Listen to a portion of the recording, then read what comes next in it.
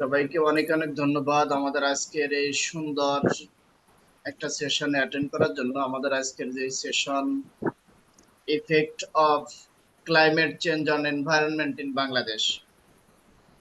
আমরা প্রতিনিয়ত বিভিন্ন সময় বলে থাকি যে জলবায়ু পরিবর্তন যার ফলশ্রুতিতে আমাদের ন্যাচারাল ডিজাস্টার এর প্রভাবটা খুব বেশি হচ্ছে। প্রকৃতির সাথে আমাদের যুদ্ধ করতে হচ্ছে, প্রকৃতিকে আমরা প্রতিপক্ষ করতেছি। তো বাট আসলে এই জিনিসটা কি, কোথা থেকে আসলো বা আসলে এই জলবায়ু পরিবর্তনটা কত দিনের ফলাফল, জলবায়ুটা কি, এই সব কিছু মিলে খুব সুন্দর এবং তথ্যবহুল আমাদের আজকে একটা সেশন কন্ডাক্ট হবে। আর এই সেশনটাকে কন্ডাক্ট করবেন মুস্তাফিজুর রহমান রাজু স্যার। উনি as an expert is one EHS environment health and safety ইস্যুতে। উনি আছেন বাংলাদেশের top most organization Walton group, যেটা আমরা সবাই ওয়ালটন দেশীয় পণ্য বা আমাদের পণ্য নামে একটা স্লোগান দিয়ে তাদের বাজারজাত প্রক্রিয়াটা করে থাকেন, সেই অর্গানাইজেশনে আছেন। রিলেভেন্ট এক্সপিরিয়েন্স, ওনার একাডেমিক পার্ট, ওনার প্র্যাকটিক্যাল এক্সপিরিয়েন্স সবকিছু মিলে, এবং এই পার্টটাতে ওনার আহ, যে বিভিন্ন লিটারেচার, এই সবকিছু মিলে আমরা ওনার কাছ থেকে একটা ভালো সেশন উপহার পাবো। বাট এই জায়গাটাতে আমাদেরকে যারা, দ্যাট মিনস আমরা পার্টিসিপেন্ট, আমাদের সহযোগিতাটা খুব প্রয়োজন হবে।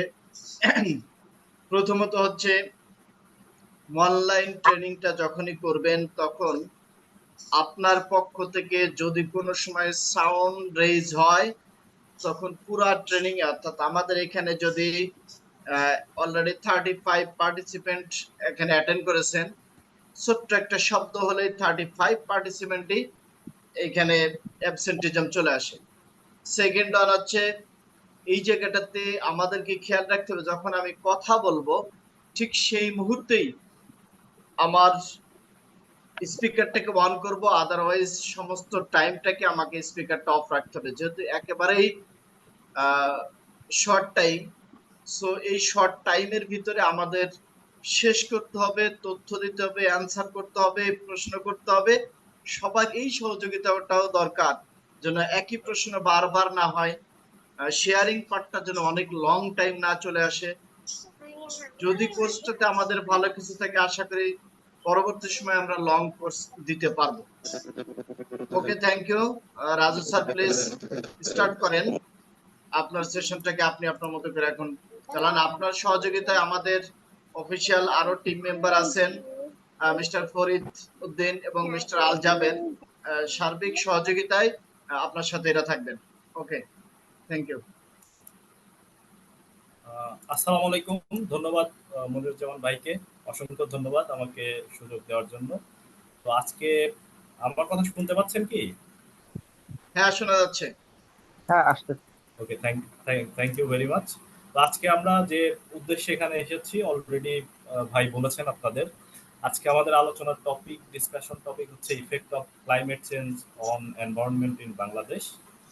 আসলে ক্লাইমেট ক্লাইমেট বা এনভায়রনমেন্ট এইগুলা নিয়ে আমরা আসলে শুধুমাত্র আমার মনে হয় যে ফেসবুক বা বিভিন্ন সোশ্যাল মিডিয়া বা মুখে মুখে আমরা খুব বেশি সোচ্চার, বাট আসলে আহ, পরিবেশ সংক্রান্ত বা ক্লাইমেট চেঞ্জ নিয়ে চিন্তা আমাদের খুব বেশি না জাতি হিসাবে। তো আমরা যখন খুব গরম পড়ে যায়, হট ওয়েদার হয়, তখন আমরা সবাই ফেসবুকে অনেক পোস্ট দিই, অনেক ডিসকাশন করি, অনেক পরামর্শ দিই, বাট দিন শেষে দেখা যায় যে আমরা আসলে নিজেরা ক্লাইমেট চেঞ্জ আসলে কেন হচ্ছে, রুট কজ অ্যানালাইসিস বা ক্লাইমেট চেঞ্জ আমার দ্বারা যাতে না হয় সে বিষয়ে উদ্যোগ আমাদের তুলনামূলক কম। তো আরেকটি বিষয় বলতে চাই যে আমরা যে পৃথিবীতে বসবাস করছি, পৃথিবীটা আহ, এবং অন্যান্য যে গ্রহ আছে আমাদের পাশে, তো এই গ্রহের সাথে ডিফারেন্টটা আমাদের কি? ডিফারেন্ট মূলত আসলে এখানে একটা জলবায়ু আছে, একটা ওয়েদার আবহাওয়া বা একটা চাদরে মোড়ানো আছে আর কি আমাদের পৃথিবীটা, যেটা অন্যান্য গ্রহে নাই। যেমন আমাদের পৃথিবীর উপর একটা সুন্দর ওজোন লেয়ার আছে, তো এই লেয়ারটা কি করে যে বিভিন্ন ক্ষতিকারক রশ্মি ইউভি বা অন্যান্য ক্ষতিকারক যেটা আছে পৃথিবীতে আসতে দেয় না, বাধা প্রদান করে। তো আমরা কি করি আমাদের কর্মকাণ্ডের মাধ্যমে, আমাদের ক্লাইমেট চেঞ্জের মাধ্যমে আমরা নিজেরা সেই ওজোন লেয়ারটা আস্তে আস্তে ডিপ্লেট করে ফেলি। তো এটা হচ্ছে আমাদের আহ, পক্ষ থেকে আমাদের কর্মকাণ্ড। যেমন আর যদি বাংলাদেশের পার্সপেক্টে বলি, দেখা যায় যে আমরা ছোটবেলায় দেখেছি বা শুনেছি যে বাংলাদেশ হচ্ছে 6 ঋতুর দেশ। আপনারা হয়তো শুনেছেন। বাট এই ক্লাইমেট চেঞ্জের ফলে আসলে 6 ঋতুর দেশ এখন দেখা যায় না। এখন মূলত মেইনলি হচ্ছে 2টা ঋতু, মানে গ্রীষ্ম এবং শীতকাল। তো এগুলা কিন্তু সবই ক্লাইমেট চেঞ্জের প্রভাব আর কি। তো আজকে আমরা এই আলোচনার মাধ্যমে, ডিসকাশনের মাধ্যমে আমরা এই ক্লাইমেট চেঞ্জের কি কি ইফেক্ট আছে এবং বাংলাদেশে মেইনলি কি কি ইফেক্ট করতেছে এই বিষয়গুলো নিয়ে আলোচনা করব। তো আজকের আলোচনায় আপনাদের সাথে আছি আমি, মোহাম্মদ মোস্তাফিজুর রহমান রাজু। মনিরুজ্জামান ভাই অলরেডি বলেছেন। আমি মেইনলি কাজ করছি এনভায়রনমেন্টাল সাস্টেনেবিলিটি, কেমিক্যাল ম্যানেজমেন্ট এবং সেফটি বিষয়ে। আহ, প্রায় 10 বছর ধরে আমি কাজ করতেছি। আমি কর্মরত আছি ওয়ালটন হাইটেক ইন্ডাস্ট্রিজ পিএলসিতে ডেপুটি হেড অফ ইএসএস হিসাবে। আপনারা জানেন ওয়ালটন বাংলাদেশের ইলেকট্রনিক্স এবং হোম অ্যাপ্লায়েন্স ম্যানুফ্যাকচার হিসাবে লিডিং একটি কোম্পানি। তো এর আগে আমি ইউএলভিএস বাংলাদেশ লিমিটেডে কাজ করেছি। আহ, বিভিন্ন বিষয়ে কাজ করে যাচ্ছি আপনাদের দোয়ায়। তো আমি এমএসসি এবং বিএসসি করেছি applied chemistry and chemical engineering, Islamic university Kushtia থেকে। এছাড়াও আমি এমএসসি করেছি এনভায়রনমেন্টাল সায়েন্সে জাহাঙ্গীরনগর ইউনিভার্সিটি থেকে। তো আজকে আমরা আহ, যে প্রতিষ্ঠানের সৌজন্যে আসলে এই সুন্দর একটি ডিসকাশন আমরা করতে করতে যাচ্ছি, আহ, সেটা হচ্ছে এমএস সিটি, খুবই স্বনামধন্য একটি প্রতিষ্ঠান। এটি mainly audit, consultancy, training, environment and calibration test এবং আপনারা খুব ভালো জানেন এই সার্ভিসগুলা সারা দেশব্যাপী খুব সুনামের সাথে, দক্ষতার সাথে দিয়ে যাচ্ছেন। তো আসলে আজকের প্রশিক্ষণটি আমি 2 ঘন্টার মধ্যে, মানে রাত 10টার মধ্যে শেষ করার চেষ্টা করব। সর্বশেষ আপনাদের যদি কোনো প্রশ্ন থাকে দয়া করে সবাই একটু নোট রাখবেন। আমরা আমাদের সেশন শেষে সবগুলো প্রশ্নের অ্যান্সার দেওয়ার চেষ্টা করব। এবং আমার সাথে আরো আছেন মনির ভাই আছেন, তার টিম আছেন, এছাড়াও জাহাঙ্গীর আলম ভাই আছেন। আহ, উনি আমাদের সহযোগী হিসাবে আজকে প্রশিক্ষণে বা আজকের লার্নিং সেশনে উপস্থিত আছেন। তো প্রত্যেক জিনিসের একটা উদ্দেশ্য থাকে, বা উদ্দেশ্য ছাড়া পৃথিবীতে কোনো কাজ হয় না। আজকে আমরা যেখানে বসেছি আমাদের উদ্দেশ্য আছে। আমাদের মেইন অবজেক্টিভ হচ্ছে 3টা এই লার্নিং সেশনে। সেটা হলো আপনাদের মধ্যে বা পার্টিসিপেন্ট যারা আছে তাদের মধ্যে আলোচনার মাধ্যমে ক্লাইমেট চেঞ্জ সম্পর্কিত অ্যাওয়ারনেস বৃদ্ধি করা। দ্বিতীয়ত হচ্ছে আপনাদেরকে বা আমাদের সবাইকে ক্লাইমেট চেঞ্জ বিষয়ে আরো বেশি দায়বদ্ধ করা। এবং আমাদের যে স্কিল আছে ক্লাইমেট চেঞ্জ বা ক্লাইমেট চেঞ্জ প্রিভেনশন সম্পর্কে আমাদের যে স্কিলটা আছে সেটাকে আর একটু ডেভেলপ করা। এই 3টি মেইন উদ্দেশ্য নিয়ে আসলে আজকে আমরা এখানে বসেছি। তো আজকে আমরা যে বিষয়গুলো ডিসকাশনের মধ্যে আনার চেষ্টা করব, আহ, সেটা আপনারা দেখতে পাচ্ছেন। What is climate?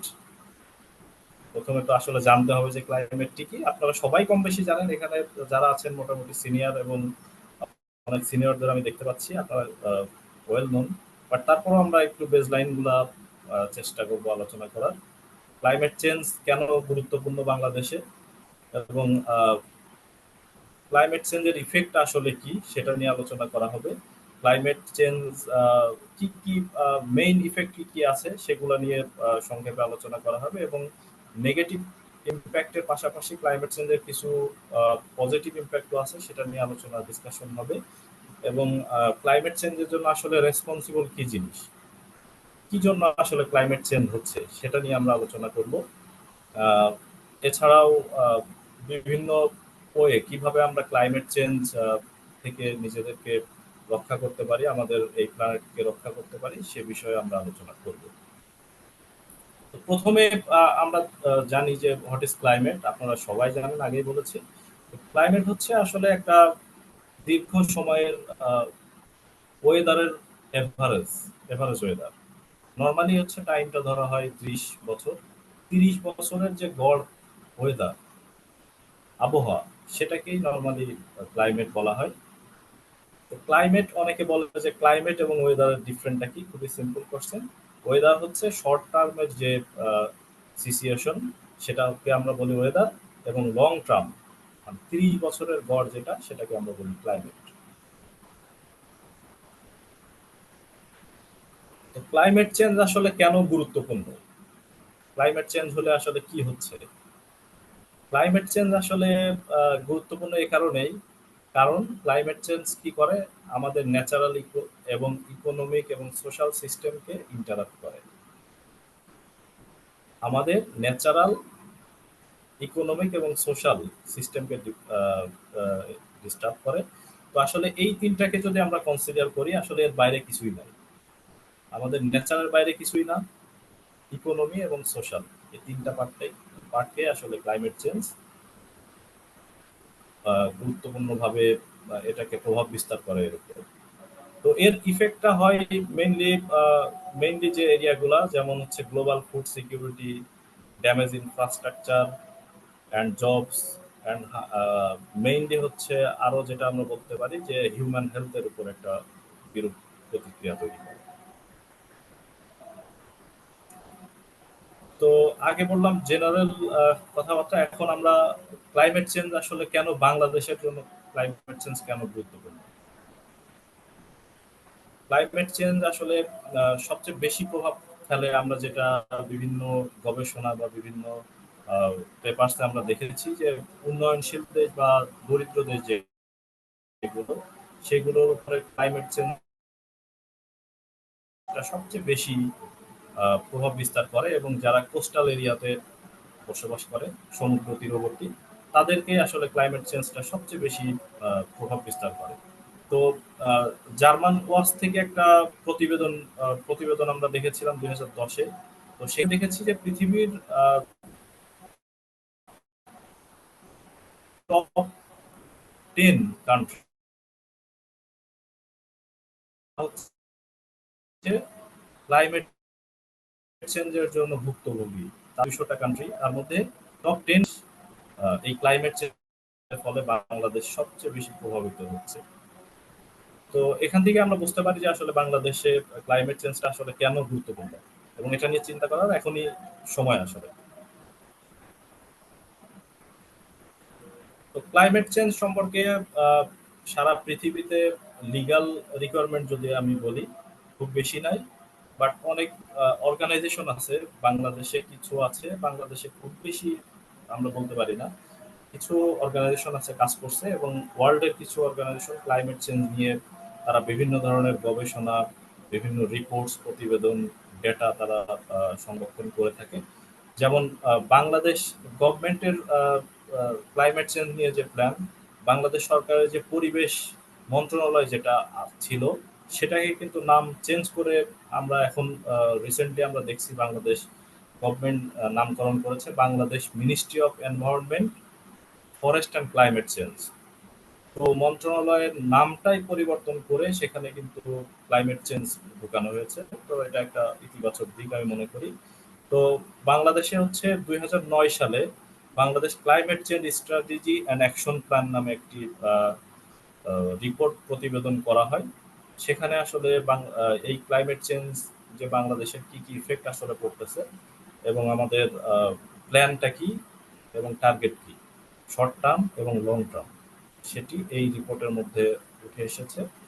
তো এটি বাংলাদেশে আসলে সূচনা, এই রিপোর্টের মাধ্যমে বাংলাদেশ ক্লাইমেট চেঞ্জের স্ট্র্যাটেজিক প্ল্যান নিয়ে বাংলাদেশের যাত্রা শুরু, এবং এখন পর্যন্ত এটা নিয়ে কাজ চলতেছে। আর যদি পৃথিবীর দিকে চিন্তা করি, তাহলে আসলে ক্লাইমেট চেঞ্জ নিয়ে অনেক প্রতিষ্ঠান আছে বড় বড়। যদি দু একটা বিশেষ এগ্রিমেন্ট বা বিশেষ প্রোটোকলের কথা বলি, যেমন প্যারিস এগ্রিমেন্টের কথা আমরা সবাই জানি, যে প্যারিস এগ্রিমেন্টটা আসলে প্রায় পৃথিবীর 196টা দেশ ওটা অ্যালাইন হয়েছে, বাংলাদেশ সহ। তো এটি 12ই ডিসেম্বর 2015-তে প্যারিসে একটি সম্মেলনের মাধ্যমে করা হয়। তো এই প্যারিস এগ্রিমেন্টেই কিন্তু বলা হয়েছে যে 2050 সালের মধ্যে পৃথিবীর যে গ্লোবাল টেম্পারেচার সেটা কোনোভাবেই 1.5 ডিগ্রি সেলসিয়াসের বেশি বৃদ্ধি পেতে দেওয়া যাবে না। এছাড়াও আছে যেমন কয়টো প্রোটোকল আছে এবং একটি অর্গানাইজেশন আছে ইউনাইটেড নেশনস বেসড, যেমন অর্গানাইজেশনটার নাম হচ্ছে the United nation framework convention on climate change. তারাও কিন্তু এই ক্লাইমেট চেঞ্জ নিয়ে বিভিন্ন ধরনের রিপোর্ট ডেটা সারা পৃথিবীব্যাপী তারা এটা সংরক্ষণ করে এবং পৃথিবীর সারা দেশের যে ক্লাইমেট চেঞ্জের প্রভাব সেটা তাদেরকে জানায় এবং এর করণীয় কি, স্ট্র্যাটেজিক প্ল্যান কি সেটা সম্পর্কেও তারা কিন্তু জানিয়ে থাকে।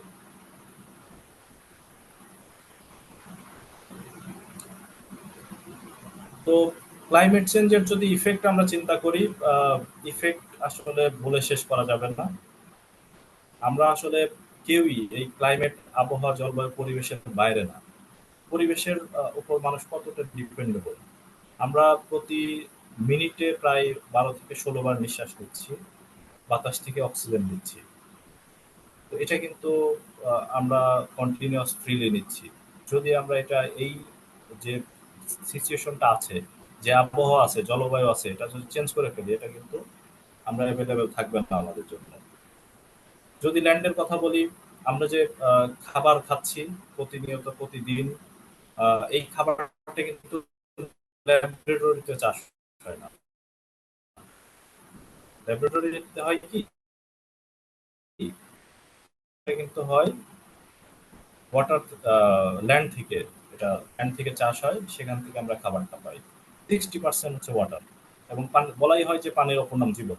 তো এই ক্লাইমেট চেঞ্জের ফলে বা ওয়েদার চেঞ্জের ফলে আমরা যদি এই জিনিসগুলো পলিউটেড করে ফেলি, তাহলে আসলে আমরা নিজেরাই একটা বিপদের সম্মুখীন হয়ে যাব। তো মেইন ক্লাইমেট ইফেক্টের যে ইফেক্টগুলো আছে, ক্লাইমেট চেঞ্জের ইফেক্টগুলো আছে, তার মধ্যে অন্যতম হচ্ছে effect of temperature, effect of water, increase freshwater flow, melting of ice, sea level rise, vector-borne diseases, and many others. তো আমরা ক্লাইমেট চেঞ্জ নিয়ে আসলে পৃথিবী ব্যাপী বিভিন্ন অর্গানাইজেশন বিভিন্ন কাজ করে যাচ্ছে। তো ন্যাশনাল জিওগ্রাফি থেকে আসলে একটি কিছুদিন আগে একটি ভিডিও লঞ্চ করছে, আমরা ভিডিওটা দেখতে চাই।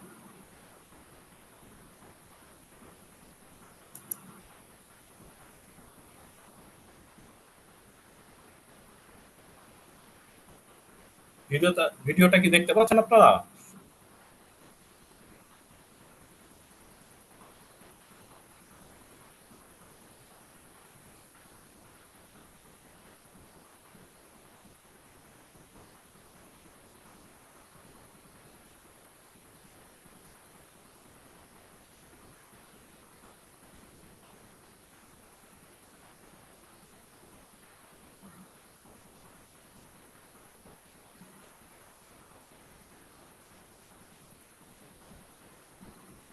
আসসালামু আলাইকুম রাজু। স্লাইড চেঞ্জ হচ্ছে না কেন? স্লাইড তো শুধু ল্যাপটপে দিয়ে সরাইলে হবে তো? ল্যাপটপ, হ্যাঁ এই যে আস্তে আস্তে হচ্ছে তো। হ্যাঁ ভাই, ভিডিওটা কি দেখতে পাচ্ছিলেন? ভিডিও তো, ভিডিও দিলে আবার এখান থেকে বের হয়ে যে ভিডিও আনতে হবে, ভিডিও এইভাবে দেখানো যাবে না তো। আচ্ছা ঠিক আছে, ওকে, আমি স্কিপ করে যাচ্ছি। এখান থেকে বের হয়ে, কারণ সময় কিন্তু কম, এইভাবে আলোচনা করে তারপর যদি ভিডিও দেখাতে হয়, ভিডিওটাকে আলাদা স্টার্ট করে দেন ভিডিওটাকে আবার অ্যাটাচ করতে হয়, মানে শেয়ার ওকে স্ক্রিনে যেতে হয়। ওকে, সাউন্ড আসে ওকে কম। ভাই, ওকে ঠিক আছে, ওকে গো অ্যাহেড। এখন আচ্ছা, এখন সবার দেখতে জন্য আমি পাচ্ছেন একটা ভাই? মেসেজ দিয়ে রাখি সবাইকে। আর যারা এখানে আছেন, আমাদের ফরিদ আছে, ফরিদ বা জাবের। আচ্ছা, জি স্যার। আমাদের এই ট্রেনিং এর পার্টটাতে ফরিদ আছো? জি স্যার। আচ্ছা, তুমি আমাদের ইউটিউব চ্যানেলের লিংকটা এখানে দিয়ে দাও মেসেজে। সবাইকে একটু বলি, দু একজন মেসেজ দিচ্ছে, আমাকে একজন ফোনও দিছে মাত্র। আমাদের ট্রেনিংটা ফুল পার্ট রেকর্ড হচ্ছে, নাম্বার ওয়ান। আপনারা এটা বাই টুমরো এই রেকর্ডটা আমাদের একটা ইউটিউব চ্যানেলের মাধ্যমে আপনারা পাবেন। লিংকটা আমরা দিব, প্রেজেন্টেশনটা আমরা দিয়ে দিব। সো এটা নিয়ে ওয়ারিড বা বদার হবেন না। আমাদের এই লিংকটা, ইউটিউব চ্যানেলের লিংকটা এখানে আমাদের ফরিদ উনি শেয়ার করতেছেন। যদি আপনাদের মন চায় ওটাকে সাবস্ক্রাইব করে রাখেন, ওখানে লট অফ ভিডিও আছে এবং সব প্র্যাকটিক্যাল বা নলেজেবল ইস্যুস যেটা আপনি চান সেই জিনিসটা এখানে পাবেন আশা করি অনেক কিছুই। তো সবাইকে থ্যাঙ্কস। ফরিদ এটা একটু শেয়ার করে দাও, যে সাবস্ক্রাইব করে রাখবে। বাট এমনি আপনাদের যে মেইল আইডিটা আছে, যে মেইল আইডিতে আপনারা রেজিস্ট্রেশন করছেন, ওই মেইল আইডিতে আমরা পাঠিয়ে দেব এই ভিডিও লিংক এবং এই প্রেজেন্টেশন। থ্যাংক ইউ রাজু ভাই, প্লিজ স্টার্ট করেন। ওকে ওকে, থ্যাংক ইউ ভাই গুরুত্বপূর্ণ তথ্যের জন্য।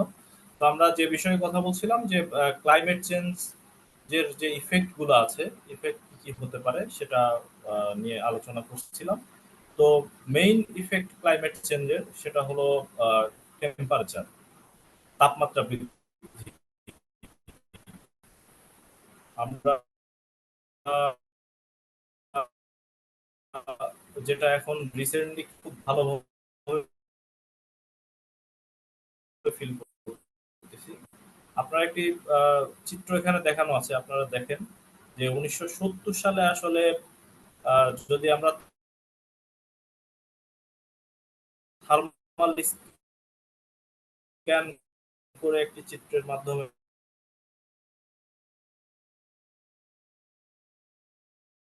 দেখায়, দেখেন তখন কতটা সুন্দর ছিল আমাদের ক্লাইমেট। বাট 2020 সালের, তার মানে এখানে চিত্রের মাধ্যমে কিন্তু বোঝা যাচ্ছে। তো এই টেম্পারেচার রাইজ করার জন্য mean average temperature on earth has increased by 0.8 degree Celsius. গত 100 বছরে আমাদের এই গ্লোবাল টেম্পারেচার 0.8 ডিগ্রি সেলসিয়াস বৃদ্ধি পেয়েছে। তো এটা কিন্তু আমাদের জন্য খুবই অ্যালার্মিং। যদি এই ধারা অব্যাহত থাকে, তাহলে আসলে এক সময় দেখা যাবে যে পৃথিবী বসবাসের অযোগ্য হয়ে যাবে। কিভাবে হবে? যেখানে গরম গ্রীষ্ম প্রধান দেশগুলোতে তাপমাত্রা আরো বেড়ে যাবে, সেখানে টিকে থাকা কঠিন হয়ে যাবে। আমাদের যে আইস গুলো জমে আছে, সেই আইস গুলো যদি গলে যায়, তাহলে দেখা যাবে যে সি লেভেল বেড়ে গেছে। তখন কিন্তু আমাদের ল্যান্ড এরিয়া যেটা, সেটাও কিন্তু কমে যাবে। তো বিভিন্ন ভাবে যদি টেম্পারেচারের সাথে কিন্তু অনেক কিছু কানেক্টেড। তো যদি আমাদের টেম্পারেচার বেড়ে যায় আমাদের পৃথিবীর, সেটার ফলাফল কিন্তু খুবই ভয়াবহ হবে। আমরা হয়তো এটা বুঝতেছি না। আগেই বলেছি যে ক্লাইমেট আসলে 30 বছরের গড়। তো আমরা হয়তো আমাদের লাইফটা কোনো না কোনো ভাবে কেটে যাচ্ছে, বাট আমরা আমাদের পরবর্তী যে প্রজন্ম আসতেছে তাদের জন্য কিন্তু এই পৃথিবীতে বসবাস করা কষ্ট হয়ে যাবে। তো দেখেন, গ্রাফিক্যালি যদি আমরা দেখি যে মেইনলি ফেব্রুয়ারি থেকে জুলাই পর্যন্ত আসলে এই সময়টা হট ওয়েদার থাকে। তো আমরা যদি 3টা সাল কনসিডার করি, 1990, 2030, মানে যেভাবে টেম্পারেচার বাড়তেছে সেটাকে কনসিডার করে যদি আমরা 2030 এবং 2075 চিন্তা করি, দেখেন গ্লোবাল টেম্পারেচার, এভারেজ টেম্পারেচার কিন্তু অনেক। এখন যেখানে এই 1930 সালে যেটাকে ধরা হচ্ছে 29 ডিগ্রি বা 30 ডিগ্রি টোটাল ওয়ার্ল্ডের, সেটা কিন্তু 2075 সালে যে হয়ে যাবে 33 সেলসিয়াস। তো এই 33 ডিগ্রি কিন্তু আরো অনেক বেশি হয়ে যাবে। যেহেতু আমরা হচ্ছে গ্রীষ্ম প্রধান দেশের মধ্যে পড়ি, শীত প্রধান দেশে তো এমনি টেম্পারেচার কম। সেক্ষেত্রে যদি এভারেজ ধরি, আমাদের এখানে কিন্তু বসবাসের অযোগ্য একটা পরিস্থিতি তৈরি হবে। তো আসলে এই টেম্পারেচার রেঞ্জের জন্য বা এই প্রসেস যেটা, সেটাকে আমরা এনভায়রনমেন্টের ভাষায় বলি গ্রিন হাউস ইফেক্ট। তো এই গ্রিন হাউস ইফেক্টই আসলে মেন কালপ্রিট এই টেম্পারেচার রেইজ করার। গ্রিন হাউস ইফেক্ট সম্পর্কে আপনারা সবাই হয়তো কম বেশি জানেন, তারপরে আর একটু ব্যাখ্যা করতে চাই।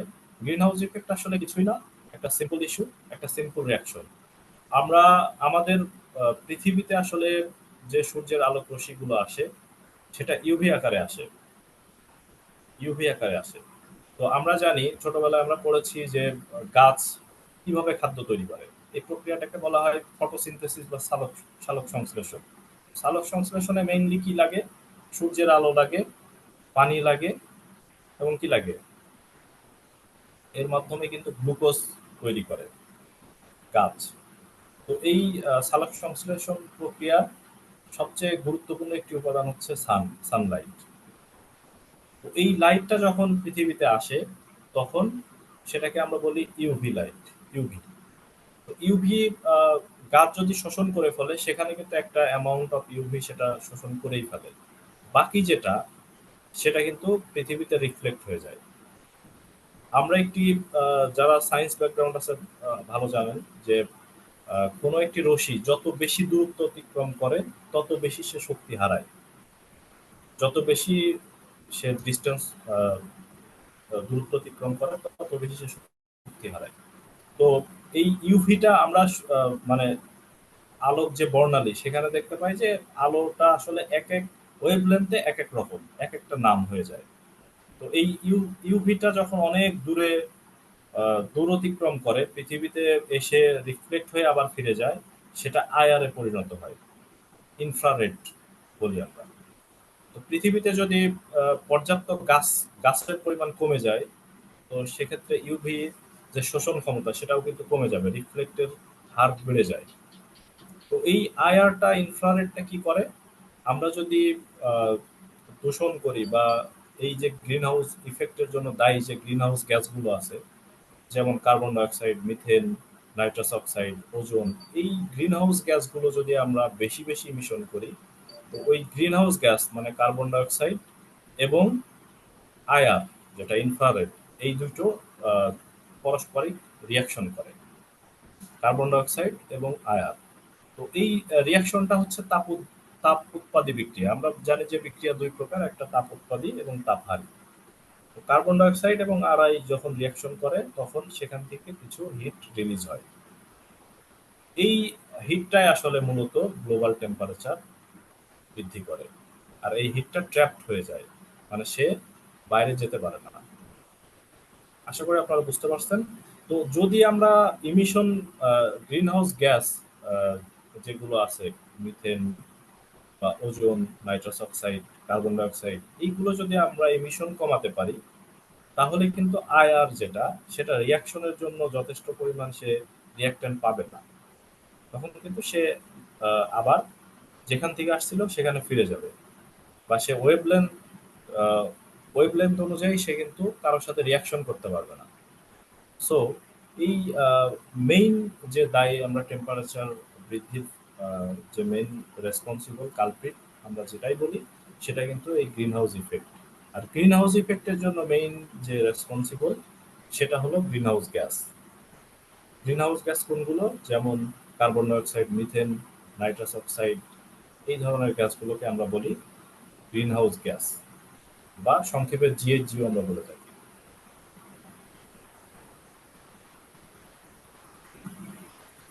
টেম্পারেচার নিয়ে আমরা আলোচনা করলাম। নেক্সট আমরা আরেকটি গুরুত্বপূর্ণ উপাদান, সেটা হলো গুরুত্বপূর্ণ ইফেক্ট হচ্ছে ইফেক্ট অফ ওয়াটার। এই ওয়াটারের উপর আসলে আমাদের মানব জীবনে অনেক কিছুই নির্ভরশীল। তো এই ওয়াটারের উপর হচ্ছে ক্লাইমেট চেঞ্জের একটা বিশাল ব্যাপক প্রভাব রয়েছে। তো যদি আমি তার মধ্যে দু একটা বলতে চাই, যেমন increase fresh water flow. Fresh water flow বলতে আমরা ক্লাইমেট চেঞ্জের ফলে আমরা কি দেখি যে আহ, নদীতে আগে যে পরিমাণ পানি থাকতো, রিজার্ভ থাকতো, সেই পরিমাণ পানি কিন্তু এখন নাই। পানি না থাকার কারণে কি হয় যে অনেক নদীতে চর পড়ে গেছে। আপনারা যারা যমুনা সেতু বা পদ্মা সেতু দিয়ে যাতায়াত করেছেন তারা হয়তো দেখতে পান যে শুকনো সময় যখন আসে, শীতের সময় আসে, তখন অনেক চর দেখা যায়। তো এই চরগুলো যখন হয়ে যায় তখন ওয়াটার রিজার্ভার বা রিজার্ভ রাখার যে ক্ষমতা নদীর সেটা কমে যায়। তো এর ফলে কি হয় যে ফ্রেশ ওয়াটার ফ্লোটা আসে সেটা খুব সহজেই সাগরে চলে যায়। সেখানে কিন্তু আমাদের ফ্রেশ ওয়াটারের যে আহ, পরিমাণ সেটা আস্তে আস্তে কমে যাচ্ছে। তো পৃথিবীতে কিন্তু ফ্রেশ ওয়াটারের পরিমাণ খুবই কম। তো লবণাক্ত পানির পরিমাণটা বেশি। তো এই ক্লাইমেট চেঞ্জের ফলে দেখেন যে নদীর নাব্যতা কমে যাচ্ছে, নদীতে চর পড়ে যাচ্ছে এবং ফ্রেশ ওয়াটার ফ্লোটা কিন্তু বেড়ে যাচ্ছে। আরেকটি ইফেক্ট হচ্ছে মরুকরণ। অনেক অনেক জায়গায় আমরা দেখছি নতুন নতুন করে এই ক্লাইমেট চেঞ্জের ফলে যেখানে আগে গ্রিন ছিল সেখানে এখন মরুকরণ হয়ে যাচ্ছে আস্তে আস্তে।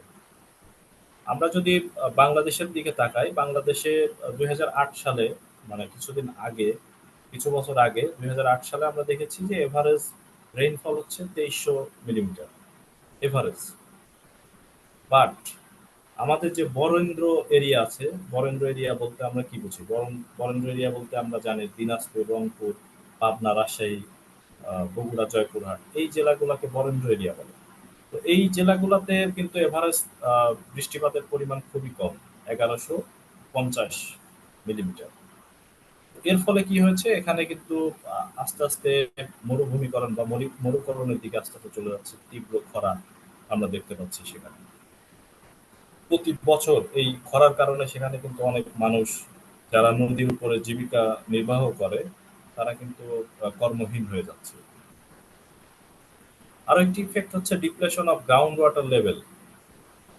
গ্রাউন্ড ওয়াটারের যে লেভেল, গ্রাউন্ড ওয়াটারের লেভেল কিন্তু আস্তে আস্তে নিচের দিকে যাচ্ছে। আমরা বিভিন্ন কারণে এটা এটা হতে পারে যে আমাদের পার্শ্ববর্তী দেশে যে ড্যাম ফারাক্কা বাঁধ দেওয়া হয়েছে, সেই বাঁধের ফলে আমরা দেখি যে অনেক সময় অনেক ক্ষেত্রে আমাদের পানির ফ্লোটা কমে গেছে। তো যদি গ্রাউন্ডে ওয়াটার ডিসচার্জ না হয়, ইনটেক না হয়, তাহলে কিন্তু গ্রাউন্ড ওয়াটারটা যদি আমরা বেশি বেশি আমরা এক্সট্রাক্ট করি, তো সেক্ষেত্রে গ্রাউন্ড ওয়াটারের লেভেলটা কিন্তু আস্তে আস্তে কমে যাচ্ছে, নিচের দিকে যাচ্ছে। তো আমরা অ্যাকুইফায়ার যে লেয়ারটা আছে আমাদের ইমিডিয়েট পৃথিবীর যে লেয়ার, যে দুইটা লেয়ার আমরা বলি অ্যাকুইফায়ার এবং ডিপ লেয়ার। তো অ্যাকুইফায়ারের যে পানির যে ছিল, লেভেল ছিল, সেটা কিন্তু অলমোস্ট নিচের দিকে চলে গেছে। এখন ডিপ লেয়ার ছাড়া আসলে পানি পাওয়া কঠিন হয়ে যাচ্ছে। বাংলাদেশের অনেক অনেক জেলা আছে যেখানে অ্যাকুইফায়ারে কোনো পানিই নাই, ডিপ লেয়ারে না গেলে পানি পাওয়া যায় না। যখন গরমের সময় আসে তখন যে সমস্ত এরিয়ায় নর্মালি ডিপ অ্যাকুইফায়ারে পানি পাওয়া যেত, সেখানেও কিন্তু এখন ডিপ লেয়ারে না গেলে আসলে পানি পাওয়া যাচ্ছে না। এটাও কিন্তু ক্লাইমেট চেঞ্জের একটা ইফেক্ট।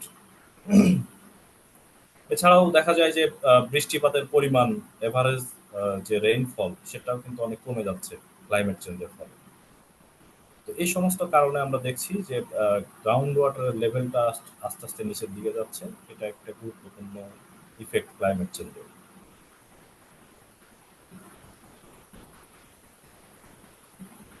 ক্লাইমেট চেঞ্জের আরো একটি ইফেক্ট যদি আমরা বলি, এক্সট্রিম ওয়েদার।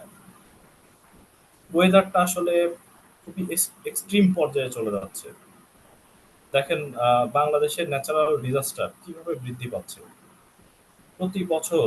দেখেন বৃষ্টিপাতের পরিমাণ কমে যাচ্ছে, কিন্তু ন্যাচারাল যে ডিজাস্টার গুলো আছে সেটা কিন্তু আস্তে আস্তে বৃদ্ধি পাচ্ছে।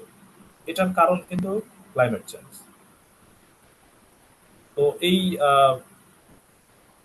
আমাদের কি কি জিনিস ন্যাচারাল ডিজাস্টার হিসেবে আমরা মনে করি, যেমন সাইক্লোন আছে, বন্যা আছে, খরা আছে, নদী ভাঙন আছে, এগুলো কিন্তু প্রতিনিয়ত বৃদ্ধি পাচ্ছে, প্রতি বছর বৃদ্ধি পাচ্ছে। তো বিভিন্ন রিসার্চে আমরা দেখেছি যে যদি আমরা কাউন্ট করে দেখি, ১৯৯০ সাল থেকে ২০২৩ সাল পর্যন্ত বাংলাদেশে প্রায় ২৫৪টি মেজর ডিজাস্টার বাংলাদেশে সংঘটিত হয়েছে। ২৫৪টি মেজর ডিজাস্টার। এর মধ্যে ছোট আরো কিছু ডিজাস্টারের মধ্যে কিন্তু ইনক্লুডেড আছে। তো আমাদের এই উন্নয়নশীল দেশের জন্য, আমাদের মতো, এটা কিন্তু একটি ব্যাপক চ্যালেঞ্জ। তো একটি আহ, একটি একটি ডিজাস্টার হলে আসলে সেটাতে কিন্তু নানামুখী ইফেক্ট পড়ে যায়। আমাদের জীবনযাপন বলেন, আমাদের বিভিন্ন ভাবে আমাদেরকে এফেক্ট করে ফেলে। তো ২৫৪টি মেজর ডিজাস্টার আমাদের কিন্তু এই ক্লাইমেট চেঞ্জের ফলে আমাদেরকে মোকাবেলা করতে হয়েছে। আরেকটি ইফেক্ট হচ্ছে আমাদের সি লেভেল যেটা আছে সেটা কিন্তু বৃদ্ধি পাচ্ছে। সি লেভেলটা কেন বৃদ্ধি পাচ্ছে? কারণ গ্লোবাল টেম্পারেচার যখন বেড়ে যাচ্ছে, গ্লোবাল টেম্পারেচার বেড়ে গেলে আমাদের মরু অঞ্চলে যে বরফগুলো জমা ছিল সেটা সেটা কিন্তু আস্তে আস্তে আহ, গলে যাচ্ছে। তো যখন বরফ গলে যাচ্ছে, তখন কিন্তু আমাদের সমুদ্রের যে সমুদ্র পৃষ্ঠের উচ্চতা সেটা কিন্তু বৃদ্ধি পাচ্ছে। তো আমাদের বাংলাদেশে কিন্তু 710 কিলোমিটার লং কোস্টাল এরিয়া আছে। তো যদি এইভাবে গ্লোবাল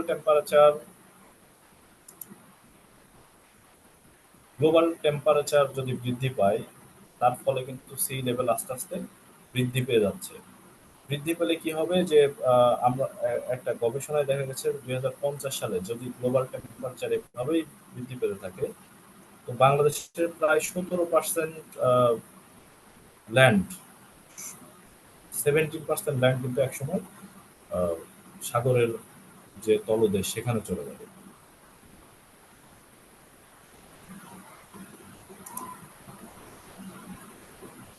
আরো একটি গুরুত্বপূর্ণ গ্লোবাল যে ক্লাইমেট চেঞ্জ তার একটি ইফেক্ট হচ্ছে আমাদের বার্ড স্পেসিস, সেটা কিন্তু দিন দিন কমে যাচ্ছে। তো বাংলাদেশের পার্সপেক্টে যদি আমরা চিন্তা করি যে 2000 সালের দিকে, তখন আমাদের দেশে বার্ডস এর প্রজাতি ছিল প্রায় 160-170 এরকম প্রজাতির বার্ডস দেখা যেত।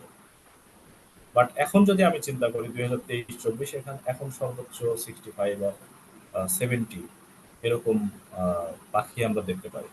ছোটবেলায় আমরা যারা 90-এর দশকে জন্ম, যাদের 80-এর দশকে জন্ম, আমরা কিন্তু দেখেছি যে অনেক পাখি ছিল, যেটার নাম জানা নাম না জানা অনেক পাখি আমরা দেখতাম।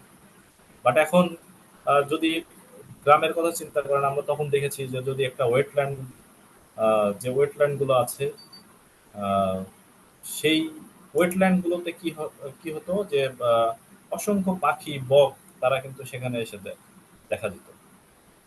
বাট এখন যদি রিসেন্ট ইয়ার গুলোতে কথা আপনি চিন্তা করেন, সেখানে আমরা দেখতে পাই যে আসলে পাখির সংখ্যা খুবই কমে গেছে, বক বা এই ধরনের পাখি দেখাই যায় না। এটা কিন্তু ক্লাইমেট চেঞ্জের একটা ফল।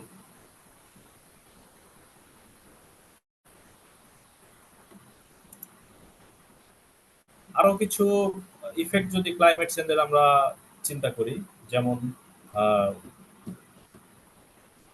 আমাদের ক্লাইমেট চেঞ্জের ফলে এগ্রিকালচারাল যে প্রোডাকশন সেটা কিন্তু কমে যাচ্ছে, কারণ রেইনফল কমে যাচ্ছে, খরার পরিমাণ বেড়ে যাচ্ছে, রোদের পরিমাণ বেড়ে যাচ্ছে, টেম্পারেচার হাই। এই জন্য এগ্রিকালচারাল যে প্রোডাকশন সেটাতে কিন্তু একটা ভালো ধরনের ইম্প্যাক্ট করতেছে। এগ্রিকালচারাল প্রোডাকশন যখন কমে যায়, আমাদের ওয়ার্ল্ডে কিন্তু ফুড ক্রাইসিসের পরিমাণটা বেড়ে যাচ্ছে। ফুড ক্রাইসিস, যেটা মানুষের ফুয়েল, সেই ফুয়েলটা সেখানেও কিন্তু এফেক্ট করতেছে ক্লাইমেট চেঞ্জ। আমাদের লাইভলিহুডটাও কিন্তু লসের, ক্ষতির সম্মুখীন হচ্ছে ক্লাইমেট চেঞ্জের কারণে। এবং হিউম্যান হেলথের কথা আমরা যদি চিন্তা করি, স্বাস্থ্য নিরাপত্তা, এগুলোর উপরেও কিন্তু ক্লাইমেট চেঞ্জ ইফেক্ট করতেছে। মেল নিউট্রিশন আরো একটি গুরুত্বপূর্ণ ইফেক্ট ক্লাইমেট চেঞ্জের। মেল নিউট্রিশনে কিন্তু এই ক্লাইমেট চেঞ্জের ফলে একটা বৃহৎ জনগোষ্ঠীর জন্য হচ্ছে বিভিন্ন ডিজিজ, বিভিন্ন পানিবাহিত বা বিভিন্ন ধরনের ছোঁয়াচে বিভিন্ন ডিজিজ কিন্তু বৃদ্ধি পাচ্ছে এই ক্লাইমেট চেঞ্জের ফলে। বিভিন্ন সোশ্যাল, সামাজিক বিভিন্ন অবক্ষয়, সামাজিক বিভিন্ন সমস্যা কিন্তু এই ক্লাইমেট চেঞ্জের ফলে তৈরি হচ্ছে। বিভিন্ন ইকোনমিক লসও কিন্তু এই ক্লাইমেট চেঞ্জের ফলেই দেখা দিচ্ছে।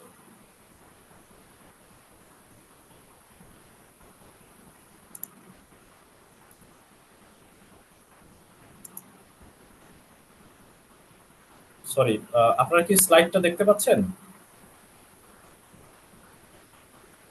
সরি।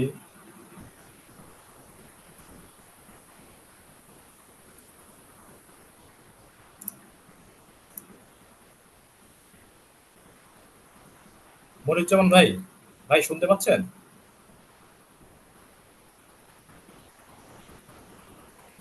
Okay, thank you.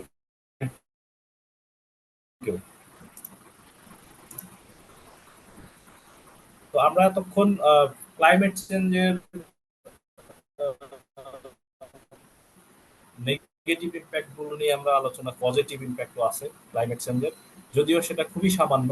তারপরেও পজিটিভ কিছু ইম্প্যাক্ট ক্লাইমেট চেঞ্জের কিন্তু রয়েছে।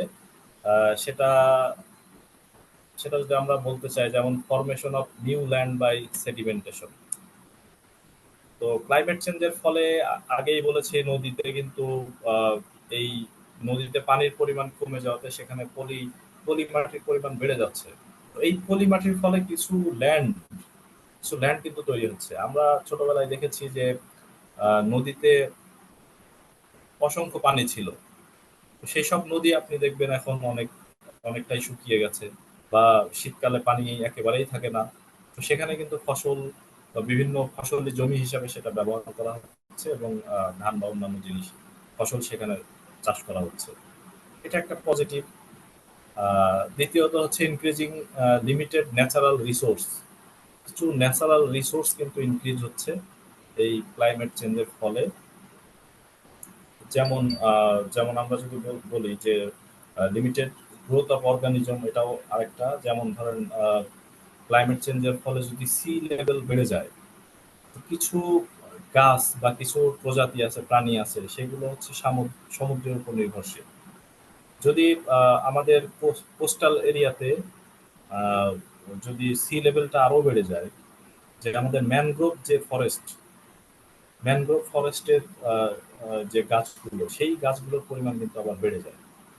ম্যানগ্রোভ ফরেস্টে কি গাছ হয়, যেমন গেওয়া, কেওড়া, এই ধরনের গাছ কিন্তু এই ম্যানগ্রোভ ফরেস্টে হয়ে থাকে। তো যদি সি লেভেল বেড়ে যায়, সেখানে এই ধরনের গাছগুলোর পরিমাণ কিন্তু কিছুটা হলেও বাড়বে। প্লাস সামুদ্রিক যে কিছু জলজ প্রাণী আছে, মাছ আছে, সেগুলোর পরিমাণ কিছুটা হয়তো বাড়বে। তো আসলে যদি আমরা পজিটিভ এবং নেগেটিভ ইম্প্যাক্টকে আমরা যদি কম্পেয়ার করি ক্লাইমেট চেঞ্জের ফলে, তো আসলে ক্লাইমেট চেঞ্জের নেগেটিভ ইম্প্যাক্টটা সবচেয়ে বেশি। এবং যদি 100-র মধ্যে আমরা রেটিং করি, তাহলে পজিটিভ ইম্প্যাক্ট হয়তো 1%ও হবে না। তো আসলে ক্লাইমেট চেঞ্জের নেগেটিভ ইম্প্যাক্টটাই আমাদের আমলে নেওয়া উচিত। নেগেটিভ ইম্প্যাক্টটা যাতে না হয়, সে বিষয়ে আসলে আমাদের সবচেয়ে বেশি সোচ্চার হওয়া উচিত। তো ক্লাইমেট চেঞ্জের জন্য আসলে রেসপন্সিবল আসলে অনেক কিছুই আছে। তো মেইন রেসপন্সিবল যেটা ক্লাইমেট চেঞ্জের জন্য, জলবায়ু পরিবর্তনের জন্য, সেটা আমরা বলতে পারি যে আমাদের বিভিন্ন অ্যাক্টিভিটিস, বিভিন্ন ইন্ডাস্ট্রিয়াল, রেসিডেন্সিয়াল বা বিভিন্ন অ্যাক্টিভিটিসের মাধ্যমে আমরা কি করি, যে বিভিন্ন গ্যাস ইমিশন করি। এর মধ্যে কিছু গ্যাস আছে যেটা হচ্ছে এই ক্লাইমেট চেঞ্জ, গ্লোবাল ওয়ার্মিং এর জন্য দায়ী, যেমন carbon dioxide, methane, nitrous oxide বা অন্যান্য জিএইচজি গ্যাস যেগুলো আছে, সেটাই আমরা বলতে পারি যে ক্লাইমেট চেঞ্জের জন্য সবচেয়ে বেশি রেসপন্সিবল। আর এই জিএইচজি মিশনটা মেইনলি যে সোর্স থেকে হয়ে থাকে, আপনারা জানেন যে electricity, gas, fuel, water, vehicle, এই জিনিসগুলা হচ্ছে আমরা যে ব্যবহার করতেছি, সেটার ফলে আসলে মেইনলি জিএইচজি গ্যাসটা ইমিশন হচ্ছে।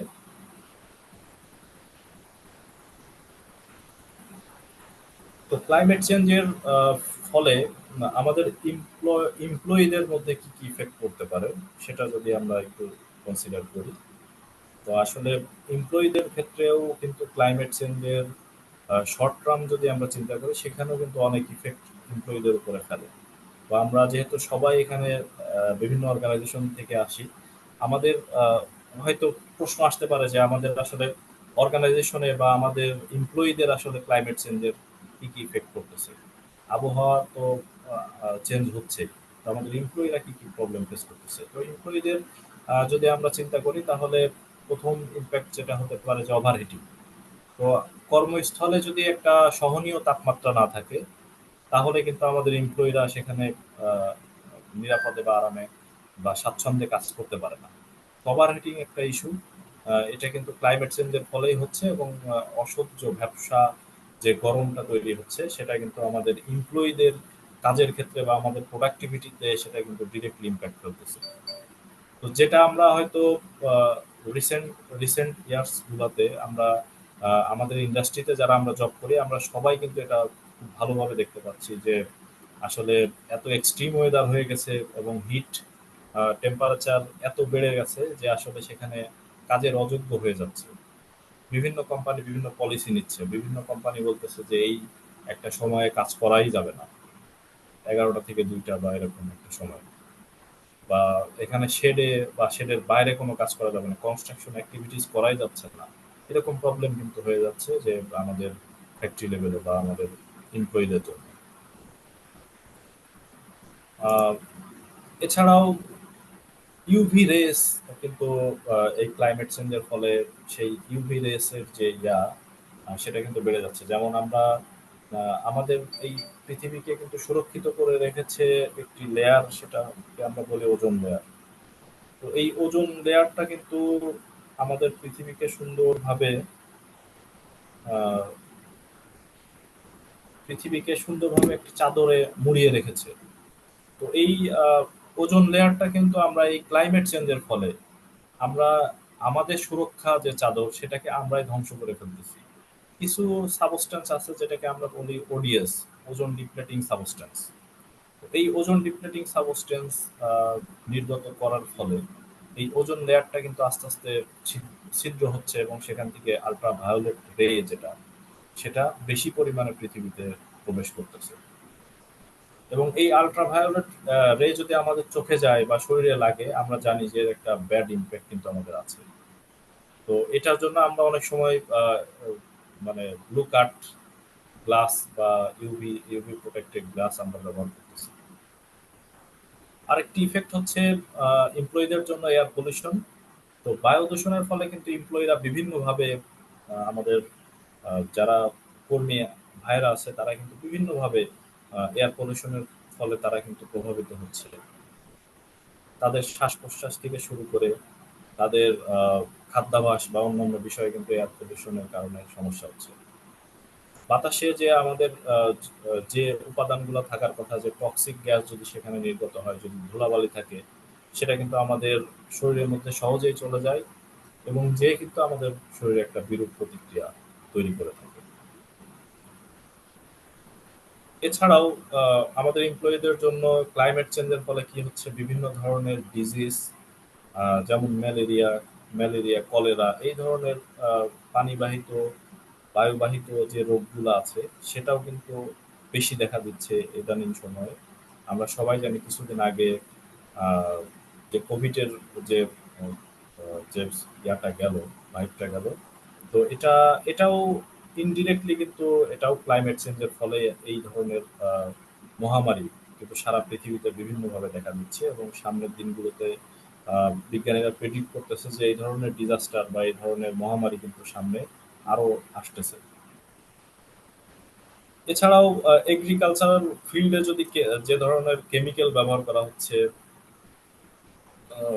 এগ্রিকালচারাল প্রোডাকশন যেহেতু আমাদের ন্যাচারাল যে ওয়াটার সেটার পরিমাণ কমে যাচ্ছে, সো আমরা বিভিন্ন ধরনের বিভিন্নভাবে পানি সেচের ব্যবস্থা করতেছি, বিভিন্ন পেস্টিসাইড সেখানে দিচ্ছি।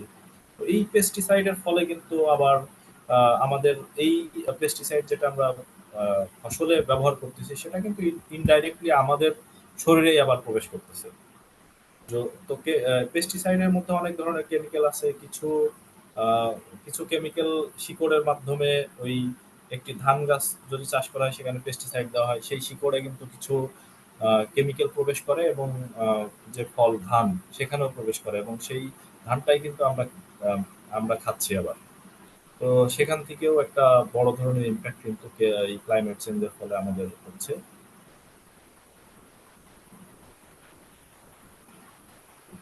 রিসেন্ট ইয়ারগুলোতে এই ক্লাইমেট চেঞ্জের ফলে বাংলাদেশে কিন্তু একটা বিশাল তৈরি হচ্ছে। আমরা সোশ্যাল মিডিয়া থেকে শুরু করে বিভিন্ন নিউজ চ্যানেল এবং অন্যান্য জায়গায় আমরা দেখছি যে আসলে এই ক্লাইমেট চেঞ্জের ফলে যে গ্লোবাল টেম্পারেচার রেইজ, তার ফলে বিভিন্ন ধরনের সমস্যা কিন্তু হচ্ছে। যেমন হিট স্ট্রোক সবচেয়ে রিসেন্ট সময়ে সবচেয়ে বাজওয়ার্ড আমি বলবো, যে হিট স্ট্রোক আমরা ছোটবেলায় এই ওয়ার্ডটা শুনি নাই আসলে বেসিক্যালি। তো এখন সেটা খুবই কমন একটি ওয়ার্ড হয়ে যাচ্ছে যে প্রচন্ড গরমে এই এক্সট্রিম ওয়েদারের কারণে এই হিট স্ট্রোকটা কিন্তু খুব নর্মাল একটা ঘটনা হয়ে যাচ্ছে। যারা বাইরে কাজ করে, আমাদের শ্রমিক ভাইয়েরা বা কৃষি এগ্রিকালচারাল ফিল্ডে যারা কাজ করে, তারা কিন্তু প্রতিনিয়ত আমরা দেখতে পাচ্ছি বিভিন্ন নিউজ চ্যানেলে আসতেছে যে তারা বিভিন্নভাবে হিট স্ট্রোকে শিকার হচ্ছে। এবং এই হিট স্ট্রোক থেকে মৃত্যু পর্যন্ত ঘটেছে। এবং আহ, আমরা দেখেছি যে একটি স্কুলের স্টুডেন্ট, সেও কিন্তু এই হিট স্ট্রোকে মারা পর্যন্ত গেছে। আর মৃত্যু ছাড়াও প্রতিদিন অসংখ্য প্রতিষ্ঠানে অসংখ্য কর্মী কিন্তু এই হিট স্ট্রোকের শিকার হচ্ছে। এটাও কিন্তু বেসিক্যালি এই রিসেন্ট ইয়ার গুলাতেই হচ্ছে, এবং এর জন্য দায়ী কিন্তু সেই সেই ক্লাইমেট চেঞ্জ।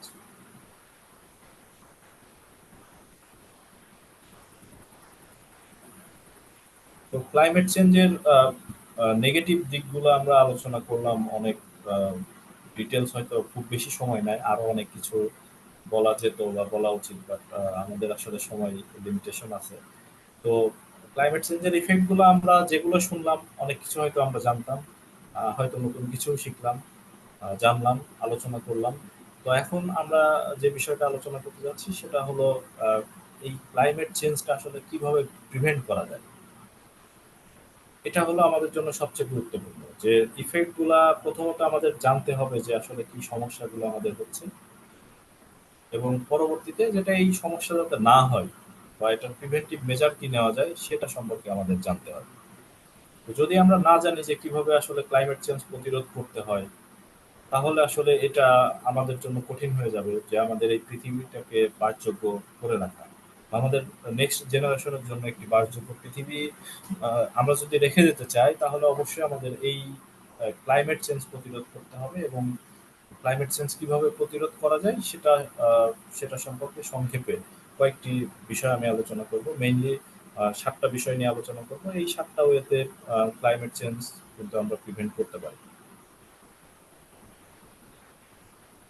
তো এই ক্লাইমেট চেঞ্জ প্রিভেন্টের জন্য বিভিন্ন organisation world wide, United Nations এর বিভিন্ন অর্গানাইজেশন আছে, তারা কিন্তু কাজ করতেছে। প্যারিস অ্যাকর্ড তার মধ্যে, প্যারিস অ্যাকর্ড হচ্ছে এই যাত্রায় একটি গুরুত্বপূর্ণ বিষয়। তারা বলতেছে যে 2050 সালের মধ্যে এনি হাউ তারা কি করবে, গ্লোবাল যে টেম্পারেচার সেটা 1.5 ডিগ্রি সেলসিয়াস এর বেশি তারা বৃদ্ধি পেতে দিবে না, বা যাতে এই 1.5 ডিগ্রি সেলসিয়াস বৃদ্ধি আহ, না পায়, এর বেশি বৃদ্ধি না পায়, সেজন্য তাদের করণীয় কি হবে। এবং তারা বিভিন্ন স্ট্র্যাটেজিক প্ল্যান, বিভিন্ন কোম্পানিকে বিভিন্ন কম্পেনসেশন, বিভিন্ন ক্রেডিট, বিভিন্ন জিনিস তারা কিন্তু ইমপ্লিমেন্ট করে যাচ্ছে এই ক্লাইমেট চেঞ্জ প্রিভেন্ট করার জন্য।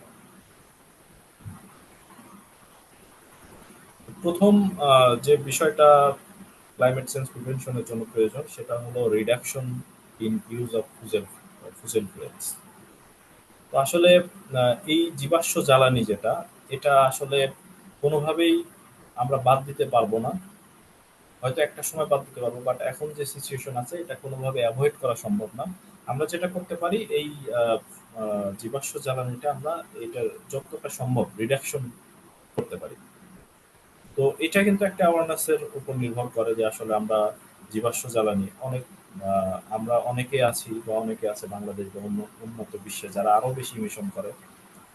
একই ফ্যামিলিতে দেখা যাচ্ছে 3টা 4টা কার তারা ব্যবহার করতেছে, যেটা আসলে প্রয়োজন নাই, তারপর আমরা ব্যবহার করতেছি। তো এর ফলে কিন্তু জীবাশ্ম জ্বালানির পরিমাণ, ব্যবহারের পরিমাণ অনেক বেড়ে যাচ্ছে। বিভিন্ন ইন্ডাস্ট্রিয়াল অ্যাক্টিভিটিস, বিভিন্ন কারণে এই জীবাশ্ম জ্বালানির পরিমাণটা বাড়তেছে। তাহলে যেখান থেকে এই জিনিসগুলো বৃদ্ধি পাচ্ছে, আমাদের সেই জায়গাগুলোতে কাজ করতে হবে কিভাবে এই জীবাশ্ম জ্বালানির পরিমাণটা আসলে কমানো যায়। তো প্যারিস অ্যাকর্ড অনুযায়ী আসলে তারাও বলেছে যে আসলে এই কার্বন ডাই অক্সাইড রিলিজ অ্যাটমসফিয়ারে, সেটা কার্বন ডাই অক্সাইড রিলিজের পরিমাণ কমানোর জন্য তারা যে টার্গেট সেট করেছে যে 1.5 ডিগ্রি সেলসিয়াস এর বেশি তারা বৃদ্ধি করে দেবে না। তো এর মধ্যে ফুজেল ফুয়েলের ফুজেল ফুয়েলটাই আসলে সবচেয়ে কি ইস্যু গ্লোবাল ওয়ার্মিং প্রিভেন্ট করার জন্য। বাট আনফরচুনেটলি এই প্যারিস অ্যাকর্ড যেটা, সেটাতে যখন ফুজেল ফুয়েল প্রোডাকশনের পরিমাণ রিডাকশন করার কথা বলা হয়েছে, সেখানে আনফরচুনেটলি ওয়ার্ল্ডের কিছু বড় বড় কান্ট্রি যেমন Australia, USA, China, even India, তারা কিন্তু এটার বিরুদ্ধে তারা মতামত দিয়েছে যে এটা কোনোভাবেই কমানো সম্ভব না, বা এটা মানে কোনোভাবেই সাবস্টিটিউট করা সম্ভব না। আরেকটি গুরুত্বপূর্ণ কাজ হতে পারে এই ক্লাইমেট চেঞ্জ প্রিভেনশনের জন্য, সেটা হলো reducing methane gas emission. Methane gas আসলে খুবই ইফেক্টিভ এবং খুবই শক্তিশালী একটি জিএইচজি, গ্রিন হাউস গ্যাস, যেটা কিন্তু গ্লোবাল ওয়ার্মিং বৃদ্ধির জন্য খুব গুরুত্বপূর্ণ একটি ভূমিকা পালন করে এই মিথেন গ্যাস। তো মিথেন গ্যাস কিন্তু ন্যাচারাল গ্যাস, বার্নের ফলে এই মিথেন গ্যাসটা প্রডিউস হয়। ন্যাচারাল গ্যাস আমরা জানি যে গ্যাস বা ডিজেল যেটা আমরা পোড়াই, এটাতে 100% কম্বাসন সম্ভব না। যদি এটাতে 100% কম্বাসন হতো, তাহলে আসলে এখান থেকে কোনো এমিশন হতো না। আমরা জানি যে এই ন্যাচারাল গ্যাস বলেন বা ডিজেল বলেন, পেট্রোল বলেন, এই জিনিসগুলা mainly carbon based material. Carbon based মানে এখানে সবচেয়ে বেশি পরিমাণ আছে হচ্ছে কার্বন। এই কার্বনগুলো যখন বার্ন কমপ্লিট কম্বাসন না হয়, যে পার্টটা থেকে যায় সেই অংশটাই কিন্তু ইমিশন হয়ে যায়, ইমিশন হয়। সেখান থেকেই কিন্তু কার্বন ডাইঅক্সাইড, মিথেন বলেন, সেই গ্যাসগুলো প্রডিউস হয়। আরও কিভাবে মিথেন গ্যাস প্রডিউস হয়, যেমন আমরা বিভিন্ন ওয়েস্টেজ বিভিন্ন জায়গায় অনিরাপদভাবে অপরিকল্পিতভাবে ডাম্পিং করি। আপনারা দেখেছেন যে বিভিন্ন ময়লার ভাগাড় আমরা দেখতে পাই। তো এই ময়লার ভাগাড় থেকে কিন্তু একটা দুর্গন্ধ আমরা সবসময় তার পাশ দিয়ে গেলেই দেখতে পাই। এই দুর্গন্ধের মধ্যে কিন্তু এই মিথেন গ্যাসটি রয়েছে। তো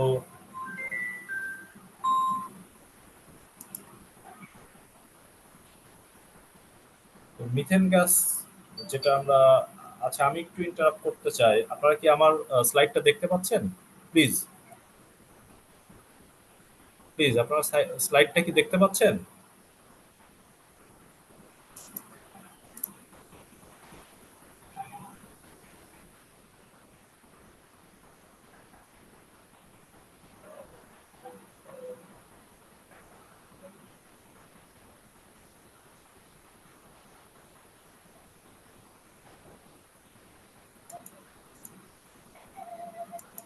ওকে, thank you for your feedback.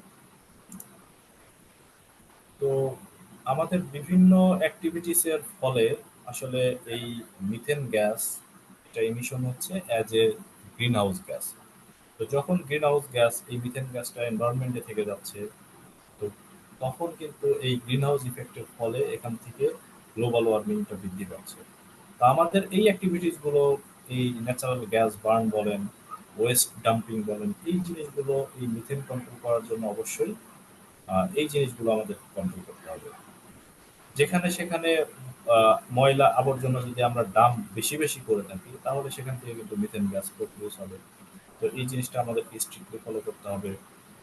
যদিও আমরা এখন পর্যন্ত এটা করতে পারি নাই, এবং বিভিন্ন আহ, দেশের বিভিন্ন জায়গায় আমরা দেখি যে অনেক বড় বড় ময়লার ভাগাড়, সেগুলোর সঠিক ব্যবস্থাপনা, ইভেন এই বড় বড় ময়লার ভাগাড়ের সাথে সাথে আমাদের ডেইলি অ্যাক্টিভিটিস এর ফলেও কিন্তু আমরা বিভিন্নভাবে এই ময়লা আবর্জনা ডাম্পিং করে থাকি, সেখান থেকে দুর্গন্ধ এবং মিথেন গ্যাস প্রডিউস হয়। এই জিনিসগুলো আমাদেরকে কনসিডার আনতে হবে। ছোট ছোট এমিশন গুলো কমালেই কিন্তু আমরা ফাইনালি একটি বড় বড় ধরনের এনভায়রনমেন্ট ফ্রেন্ডলি অ্যাক্টিভিটিস এর আমরা সামিল হতে পারি।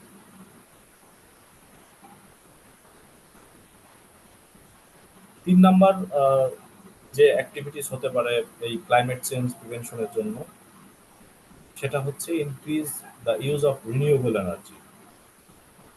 তো জীবাশ্ম জ্বালানির অল্টারনেটিভ কিন্তু রিনিউয়েবল এনার্জি। রিনিউয়েবল এনার্জি কোনগুলো? যে এনার্জিগুলো আমরা ন্যাচারালি পেয়ে থাকি এবং যেটা আনলিমিটেড। আমরা সবাই রিনিউয়েবল এনার্জি সম্পর্কে জানি, যেমন সোলার এনার্জি বলেন, উইন্ড পাওয়ার, হাইড্রো পাওয়ার। এই জিনিসগুলোর পরিমাণ যত বাড়ানো যাবে, তত আসলে এই ক্লাইমেট চেঞ্জটা তত কমে যাবে। আমরা যত বেশি রিনিউয়েবল এনার্জি ব্যবহার করব, ইমিশন তত বেশি কমবে। কারণ একটা ফ্যাক্টরিতে যদি আপনার 10 মেগাওয়াট তার আহ, প্রয়োজন প্রয়োজনে থাকে ইলেকট্রিসিটি, সেখানে যদি আমরা একটা সিগনিফিকেন্ট অ্যামাউন্ট রিনিউয়েবল এনার্জি সেখানে আমরা আহ, ঢুকাতে পারি, তাহলে কিন্তু এই আহ, যে রিনিউয়েবল এনার্জি আমরা ব্যবহার করছি সেটা কিন্তু রিপ্লেস হচ্ছে ওই জীবাশ্ম জ্বালানি। তো সেক্ষেত্রে কিন্তু ইমিশন অনেকখানি সেখানে কমে যাবে এবং রিনিউয়েবল এনার্জির ফলে ব্যবহারের ফলে ইমিশন একেবারেই নেগলিজিবল। এটা একেবারে পরিবেশ বান্ধব। সো এই রিনিউয়েবল এনার্জি আমাদেরকে প্রমোট করতে হবে। আমরা রিসেন্ট সময়ে দেখেছি যে ওয়ার্ল্ডে বিভিন্ন অ্যাক্টিভিটিস এর মাধ্যমে এই রিনিউয়েবল এনার্জিকে তারা কিন্তু প্রমোট করতেছে বিভিন্নভাবে। বিভিন্ন প্ল্যাটফর্ম তৈরি হয়েছে যারা এই রিনিউয়েবল এনার্জি ব্যবহার করতেছে এবং যারা করতে পারতেছে না তাদের তাদের মধ্যে একটা সেতু বন্ধন তৈরি করার জন্য কিন্তু বিভিন্ন প্ল্যাটফর্ম তৈরি হয়েছে, যেমন carbon credit, plastic credit, metal recycling credit, tree credit সহ আরো অন্যান্য গ্রিন ক্রেডিট। এই ক্ষেত্রে যারা রিনিউয়েবল এনার্জি ব্যবহার করতে পারতেছে না, যাদের ফেসিলিটি নাই, তারা কিন্তু যারা রিনিউয়েবল এনার্জি ব্যবহার করতেছে তাদেরকে বিভিন্নভাবে কম্পেনসেট করতেছে। এই গ্লোবাল যে বিভিন্ন প্ল্যাটফর্ম আছে, যেমন ভেরা আছে, বিসিএস বলি আমরা, ভেরিফাইড কার্বন স্ট্যান্ডার্ড, তারপরে আইরাক আছে। এই সমস্ত প্ল্যাটফর্মে রেজিস্ট্রেশন করে এই রিনিউয়েবল এনার্জিকে কিন্তু বিভিন্ন আমরা দেখছি যে সারা ওয়ার্ল্ডে প্রমোট করা হচ্ছে। যারা ব্যবহার করতেছে তাদেরকে উৎসাহিত করা হচ্ছে, তাদেরকে ইনসেনটিভ দেওয়া হচ্ছে। আহ, যারা ব্যবহার করতেছে না তাদেরকে কম্পেনসেশন দিতে হচ্ছে এবং রিনিউয়েবল এনার্জি ব্যবহার তাদের কাছে বাধ্যতামূলক করা হচ্ছে। আদারওয়াইজ তাদেরকে টাকা গুনতে হচ্ছে। তো তারা একটা সময়, এই প্রসেস যদি চলতে থাকে, তারা দেখবে একটা সময় যে আসলে রিনিউয়েবল এনার্জি যদি আমরা ব্যবহার না করি তাহলে তো আমাদের প্রতি বছর টাকা গুনতে হচ্ছে। সো আমরা কেন রিনিউয়েবল এনার্জি ব্যবহার করব না? যারা রিনিউয়েবল এনার্জি ব্যবহার করতেছে তারা এই কম্পেনসেশন পাওয়ার ফলে তারাও কিন্তু আরো উদ্বুদ্ধ হচ্ছে যে আরো বেশি ইনভেস্টমেন্ট করার জন্য রিনিউয়েবল এনার্জি। তো বিভিন্ন উদ্যোগ কিন্তু এখনো চলমান আছে এই রিনিউয়েবল এনার্জিকে প্রমোট করার জন্য। বাংলাদেশেও রিসেন্টলি এই ধরনের বিভিন্ন অ্যাক্টিভিটিস শুরু হয়েছে। আশা করতেছি, আমরা আশাবাদী যে এই রিনিউয়েবল এনার্জির পরিমাণ সারা ওয়ার্ল্ডে অনেক বাড়বে এবং রিসেন্ট ইয়ারগুলোতে অনেক ডেভেলপমেন্ট আমরা দেখেছি রিনিউয়েবল এনার্জি খাতে।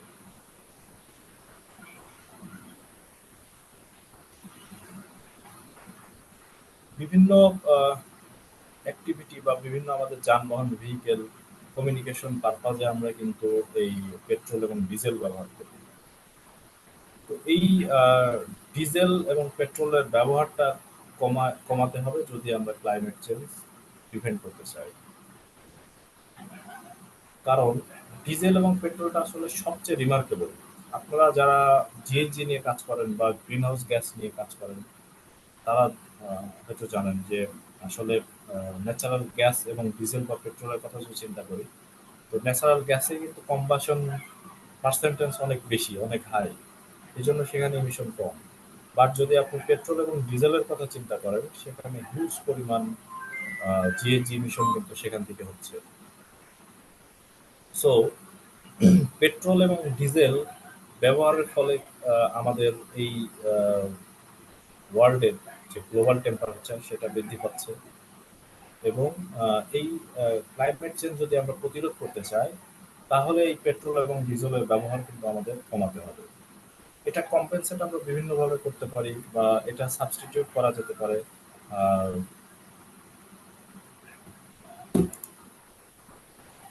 ডিজেল এবং পেট্রোলকে আমরা অনেক ক্ষেত্রে আমরা দেখছি যে ইলেকট্রিক ভেহিকেলের মাধ্যমে রিপ্লেস করা হচ্ছে। যদিও ইলেকট্রিক ভেহিকেলেও কিন্তু এনভায়রনমেন্টাল নেগেটিভ ইম্প্যাক্ট রয়েছে, বাট আমরা যদি তুলনা করি ডিজেল, পেট্রোল এবং ই ভেহিকেল, তাহলে আমরা দেখতে পাই যে ডিজেল পেট্রোলের চেয়ে ই ভেহিকেলটা পরিবেশ বান্ধব।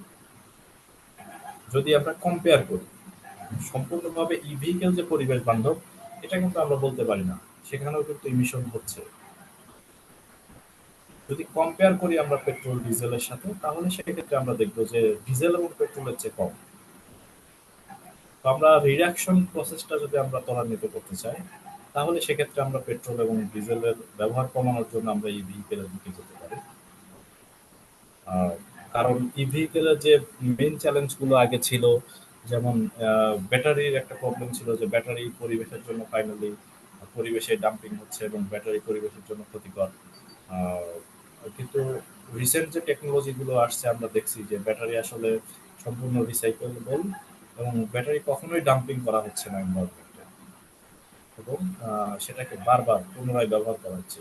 সেক্ষেত্রে কিন্তু অনেকটা আহ, পরিবেশের উপর যে বিরূপ প্রতিক্রিয়া সেটা কিন্তু কমে যাচ্ছে।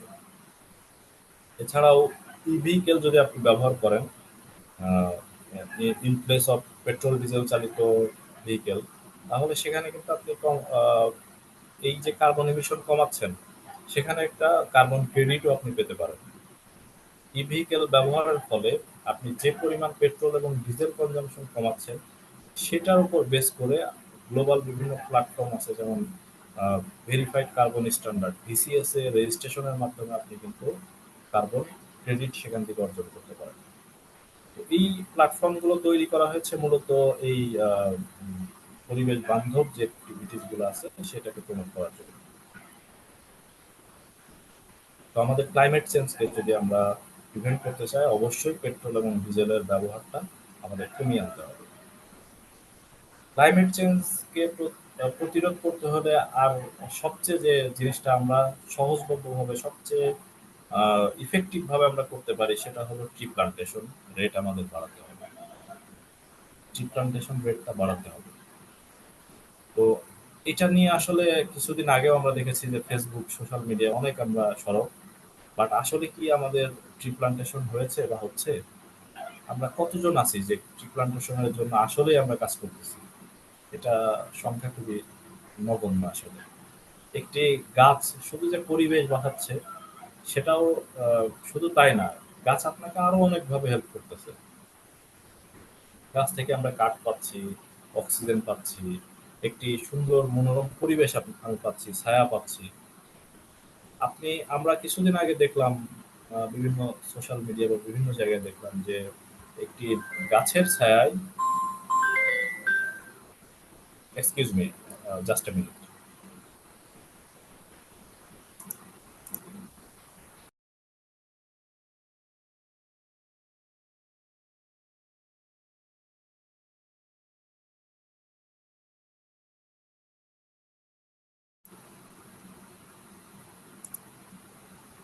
সরি।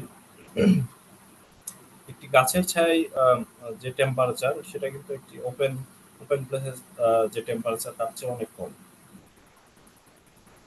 তো গাছের উপকারিতার আসলে কোনো শেষ নাই, এটা আমরা সবাই অনুধাবন করি, সবাই বুঝি।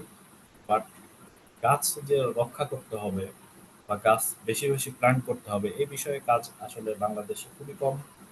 আহ, আমরা শুধু মুখে মুখেই বলে থাকি যে ট্রি প্লান্টেশন, বাট আসলে আমরা কতজন করতেছি, প্র্যাকটিক্যালি করতেছি কতজন আসলে ট্রি প্লান্টেশন? এই ট্রি প্লান্টেশনই হতে পারে আমাদের সবচেয়ে বেশি ইফেক্টিভ এই ক্লাইমেট চেঞ্জ থেকে আমাদের পরবর্তী প্রজন্মকে রক্ষা করার জন্য। বাংলাদেশে যে পরিমাণ গাছপালা দরকার, যে টোটাল যে এরিয়া তার 25% গাছ থাকার কথা, বাট বাংলাদেশে কিন্তু সেটার পরিমাণ অনেক কম। তো এই রেটটা আমাদের বাড়াতে হবে। বাড়াতে হলে আসলে শুধু ব্যক্তিগতভাবে সচেতন হলেই হবে না, আমি মনে করি যে এটা কর্তৃপক্ষ যারা আছেন তাদেরকেও এটাকে এই বিষয়ে সুদৃষ্টি দিতে হবে। বিশেষ করে গাছ কাটা আমাদের বন্ধ করতে হবে। গাছ লাগানো বাড়ানোর পাশাপাশি গাছ কাটা থেকে আমাদের আমাদের বনগুলাকে রক্ষা করতে হবে। তো যদি বিভিন্ন দেশে আমরা দেখেছি বিভিন্ন আইন আছে, বিভিন্ন ল আছে যে গাছ কাটতে হলে যথাযথ কর্তৃপক্ষের কাছ থেকে অনুমতি গ্রহণ করতে হবে, তাদের এনওসি নিতে হবে, বা এনওসি নিয়ে তারপরে গাছ কাটতে হবে, এবং গাছ কাটলে তার বিপরীতে আহ, গাছ লাগানো, কয়টি গাছ লাগাবে তার ডকুমেন্ট শো করতে হয়। তো এই ধরনের যদি লিগাল রিকোয়ারমেন্ট আমাদের এই দেশেও করা হয়, যদিও এটা ইমপ্লিমেন্ট করা আমি বলবো না যে খুব বেশি সহজ। তো আমরা ট্রাই এই ধরনের পদক্ষেপ নেওয়ার যদি আমরা ট্রাই করি, কিছুটা হলেও আমার মনে হয় যে বাংলাদেশে গাছের পরিমাণ অনেক বাড়বে। আমরা দেখেছি বিভিন্ন জায়গায় অনেক বড় বড় বন, অনেক বিখ্যাত অনেক নামকরা বন, সেগুলো কিন্তু আহ, সেই বনগুলো উজাড় করে সেখানে বিভিন্ন স্থাপনা, বিভিন্ন ইন্ডাস্ট্রি স্থাপন করা হয়েছে। তো ইন্ডাস্ট্রি স্থাপনের জন্য বাংলাদেশে কিন্তু এখনো অনেক পর্যাপ্ত জায়গা রয়েছে। সেখানে না করে আমরা দেখতে পাই যে অনেক বন জঙ্গল, হাজার হাজার লক্ষ কোটি গাছ কেটে কিন্তু সেখানে ইন্ডাস্ট্রি করা হচ্ছে। তো এই জিনিসগুলা যদি যারা বাংলাদেশে পরিবেশবিদ আছে, সরকারি অথরিটি আছে, তাদের যদি একটা আহ, তাদের মধ্যে যদি এই ধরনের ইয়া থাকে বা এই প্রোটেক্ট করার জন্য তারা যদি আরো বেশি ক্ষমতায়ন পেয়ে পেয়ে যায়, তাহলে আমার মনে হয় এই জিনিসগুলো আহ, আরো বেশি আমাদেরকে উপকৃত আমরা এর মাধ্যমে হব। এবং এই ধরনের উদ্যোগ আসলে আমরা অপেক্ষায় আছি যে বাংলাদেশ সরকার প্লাস যারা পরিবেশবিদ আছে তাদের মাধ্যমে আমাদের এই এই জিনিসগুলো আসবে যে গাছ কিভাবে রক্ষা করা যায়। একটা হলো ট্রি প্লান্টেশন, আর একটা হলো ট্রি রিজার্ভেশন। ট্রি মানে গাছটা কিভাবে গাছের সুরক্ষা করা যায় এবং নতুন গাছ কিভাবে লাগানো যায়, এই বিষয়ে তাদের দৃষ্টি আকর্ষণ আমি এই আজকের প্রোগ্রামের মাধ্যমে করছি। তারা যাতে এই বিষয়টা আমলে নেয় এবং এই বিষয়ে কার্যকর পদক্ষেপ তারা যেন গ্রহণ করে, তাহলে আসলে ট্রি প্লান্টেশন রেটটা বেড়ে যাবে। এবং ট্রি প্লান্টেশনের রেট বেড়ে গেলে সেখানে কিন্তু আমরা সবাই জানি সিম্পল যে গাছ কার্বন ডাই অক্সাইড শোষণ করে, তো কার্বন ডাই অক্সাইডের পরিমাণ কিন্তু এমনিতেই কমে যাবে। এবং আপনার জন্য আরেকটি তথ্য দিতে চাই, আপনারা যদি আহ, বেশি বেশি ট্রি প্লান্টেশন করেন, কোনো অর্গানাইজেশন বা কোনো লিগ্যাল বডি বা যে কেউ, কোনো এন্টিটি যদি তারা হচ্ছে 1 মিলিয়ন বৃক্ষরোপণ করে, সেখান থেকেও তারা এই গ্লোবাল যে প্ল্যাটফর্ম বিসিএস, সেখান থেকে একটি ক্রেডিট তারা অর্জন করতে পারে।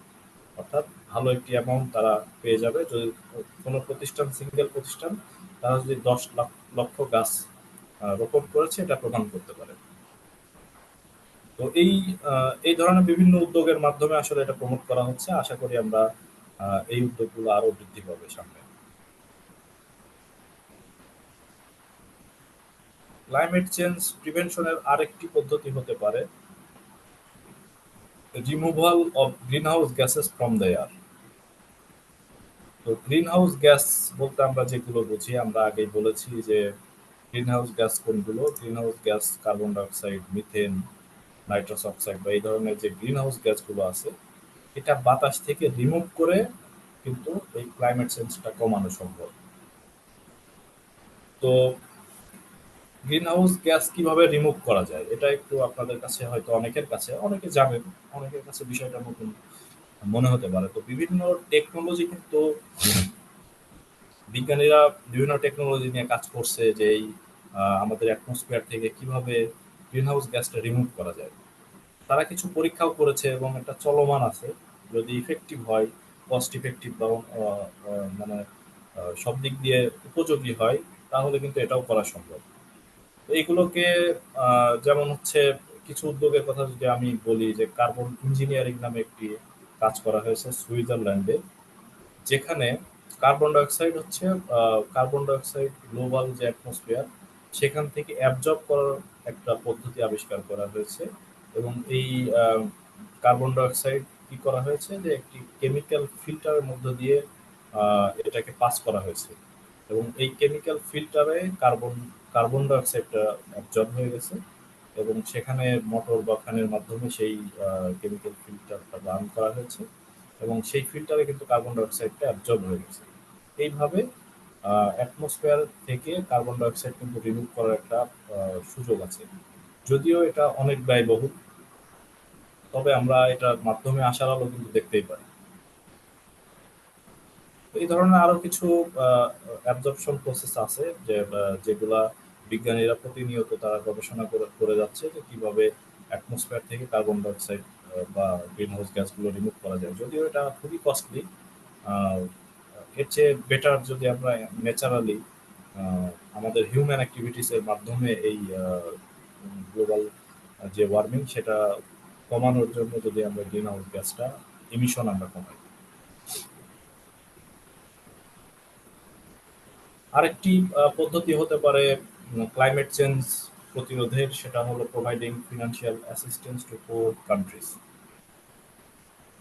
যারা পোর কান্ট্রিজ, দরিদ্র এবং উন্নয়নশীল দেশ, তাদেরকে যদি উন্নত বিশ্ব যদি বিভিন্নভাবে সহযোগিতা করে, তাদেরকে আর্থিক সহযোগিতা সহায়তা প্রদান করে, তাহলেও কিন্তু ক্লাইমেট চেঞ্জ কিছুটা হলেও রিমুভ করা সম্ভব।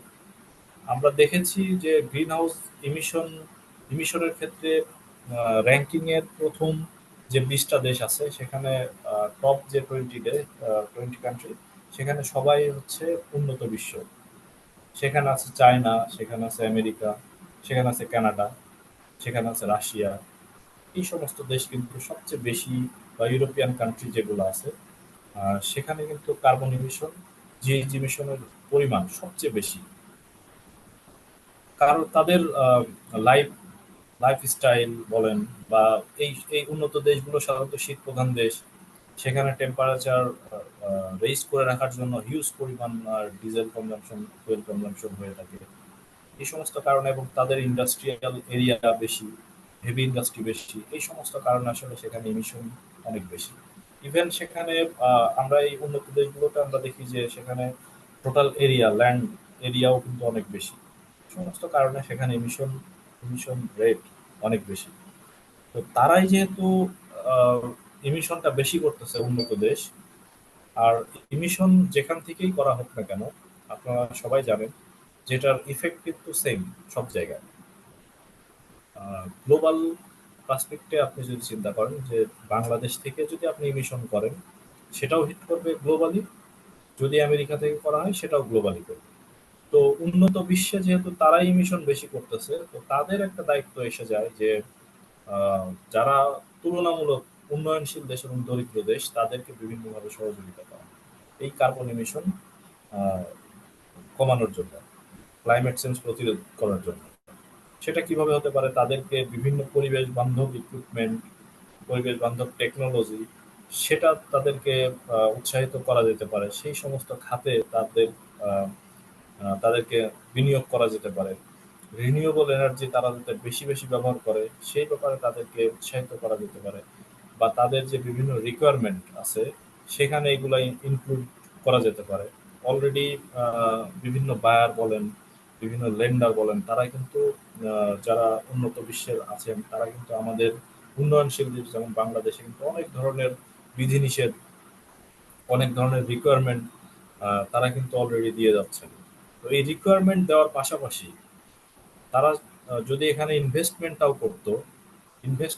করতো এই এনার্জি ইফিশিয়েন্ট টেকনোলজি যাতে আমরা ব্যবহার করতে পারি, এনার্জি ইফিশিয়েন্ট মেশিনারিজ আমরা ব্যবহার করতে পারি, এনার্জি রিনিউয়েবল এনার্জি যাতে আমরা ব্যবহার করতে পারি, এই সমস্ত খাতে তারা যদি আমাদের এখানে যদি বিনিয়োগ করতো, তাহলে কিন্তু আমাদের এই উন্নয়নশীল দেশ বলেন বা দরিদ্র দেশগুলো বলেন, তারা কিন্তু ক্লাইমেট চেঞ্জ প্রতিরোধে একটা গুরুত্বপূর্ণ ভূমিকা পালন করতে পারে। তো এটি হতে পারে ক্লাইমেট চেঞ্জ প্রতিরোধের আরেকটি ক্লাইমেট চেঞ্জ প্রতিরোধের আরেকটি উপায়। এবং আমরা বিভিন্ন সময় দেখেছি যে আহ, বিভিন্ন আহ, বিভিন্ন প্রোটোকলের মাধ্যমে বা বিভিন্ন গ্লোবাল অর্গানাইজেশনের মাধ্যমে এই উন্নয়নশীল দেশের জন্য একটা বিভিন্ন বাজেট তারা নির্ধারণ করেছে। অনেক ক্ষেত্রে দেখা যায় বাজেটগুলো প্রপারলি ডিস্ট্রিবিউট হচ্ছে না। এই বাজেটগুলো যদি প্রপারলি ডিস্ট্রিবিউট হয়, তাহলে হয়তো বা গ্লোবাল ওয়ার্মিং বলেন বা ক্লাইমেট চেঞ্জ প্রতিরোধে এটা একটি সহায়ক ভূমিকা পালন করতে পারে।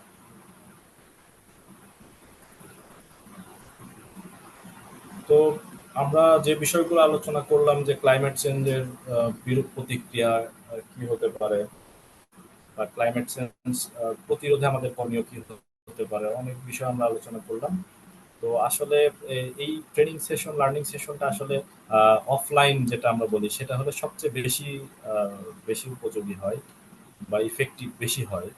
তো যেহেতু আমাদের অনলাইন প্ল্যাটফর্মে আমরা করতেছি এই ডিসকাশনটা, তো আপনাদের স্টাডি করার জন্য কিছু ম্যাটেরিয়াল আপনারা যাদের আরো বেশি জানার ইচ্ছা আছে, আগ্রহ আছে, বা অনেক কিছু হয়তো আপনারা স্কিপ করতে পারেন।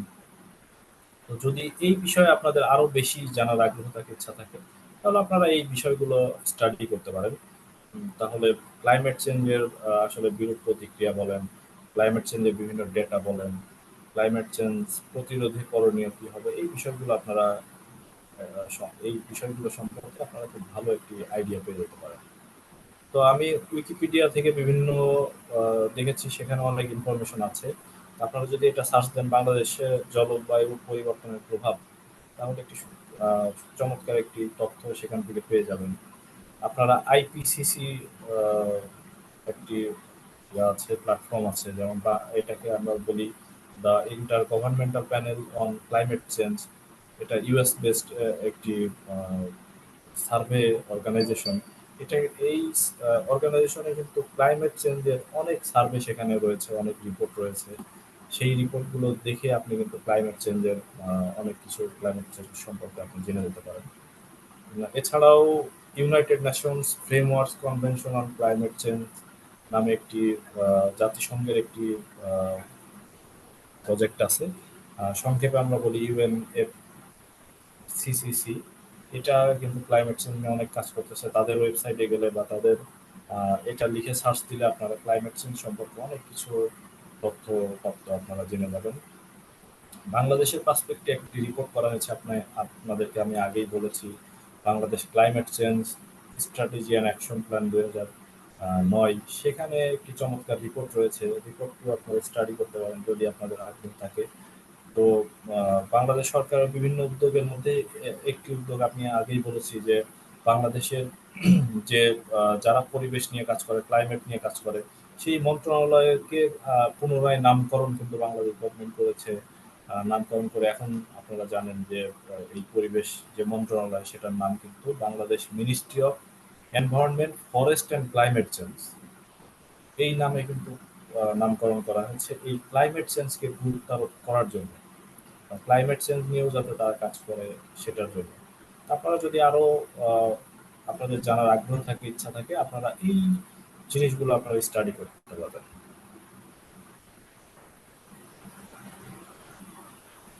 তো আমরা বেসিক্যালি আজকে যে বিষয়গুলো আলোচনা করলাম আরেকবার রিক্যাপ করতে যাচ্ছি।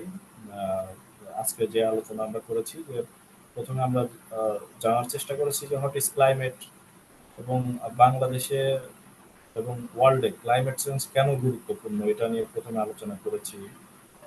স্যার আমি একটু আপনাদের ভিতরে কথা বলি। জি জি প্রথমত রায়হান ভাই, এমডি রায়হান, আপনার ক্যামেরাটা অফ করেন। আমি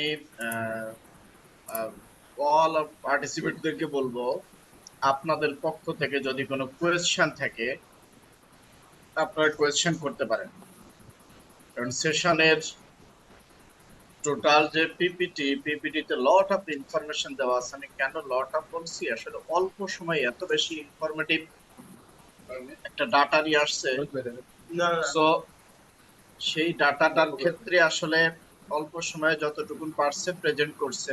এখন আপনাদের পক্ষ থেকে কোনো কোয়েশ্চেন থাকলে সেটা করলে অনেক ভালো হবে। সবাই শুনতে পাচ্ছেন আমার কথা? কারো কোনো প্রশ্ন নাই? সো স্যার ঠিক আছে, তাহলে আপনি আপনার রিক্যাপ করেন, তারপরে আমি কথা বলে শেষ করবো, সমস্যা নাই। ওকে, আচ্ছা, আমরা যে বিষয়গুলো আলোচনা করেছি আসলে আপনারা দেখেছেন, বা আমরা আলোচনার মাধ্যমে আপনাদেরকে জানানোর চেষ্টা করেছি বা নতুন কিছু তুলে আনার চেষ্টা করেছি, যেমন ক্লাইমেট চেঞ্জের কি কি ইফেক্ট আছে, মেইন যে ইফেক্টগুলো আমাদের এনভায়রনমেন্টে পড়তেছে সেই বিষয়গুলো আমরা জানানোর চেষ্টা করেছি। গ্রিন হাউস ইফেক্ট একটা গুরুত্বপূর্ণ উপাদান। আমি আগে বলেছি যে গ্লোবাল টেম্পারেচার রাইজের মূল কারণ হচ্ছে গ্রিন হাউস ইফেক্ট, মূল কালপ্রিট কিন্তু এই green house effect. Effect of water, positive impact of climate change, কিছু পজিটিভ ইম্প্যাক্টও কিন্তু এই ক্লাইমেট চেঞ্জের রয়েছে, সেটাও আলোচনা করা হয়েছে।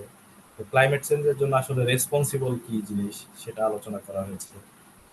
ক্লাইমেট চেঞ্জের জন্য, ক্লাইমেট চেঞ্জের ফলে আমাদের এমপ্লয়িদের উপর কি ইম্প্যাক্ট পড়তেছে সেটা আলোচনা হয়েছে, এবং কিভাবে ফাইনালি কিভাবে ক্লাইমেট চেঞ্জটা আসলে প্রিভেনশন করা যায়, প্রিভেনশন বিষয়গুলো আলোচনা করা হয়েছে। আর মনিরুজ্জামান ভাই যেমনটি বললেন যে এই বিষয়গুলো আপনাদেরকে মেইলের মাধ্যমে জানানো হবে। সো আপনাদের যদি আরো কোনো কিছু তথ্য জানার থাকে অবশ্যই আমাদের ইউনিভার্সিটিটা সেখানে যোগাযোগ করবেন আমাদের সাথে। বদিউজ্জামান ভাই হ্যান্ড রাইজ করছেন, আপনি একটু হ্যাঁ প্লিজ আনমিউট করে নেন। মিউট করা আছে, আনমিউট করেন প্লিজ। আসসালামু আলাইকুম স্যার, ভালো আছেন? হ্যাঁ আছি, বলো প্লিজ, কোশ্চেন করেন।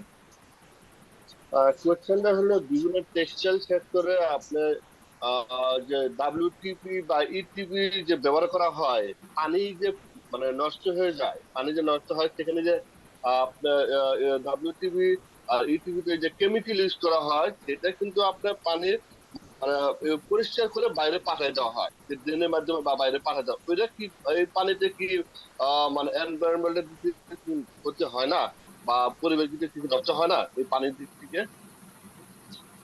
আচ্ছা, খুব সুন্দর প্রশ্ন করেছেন।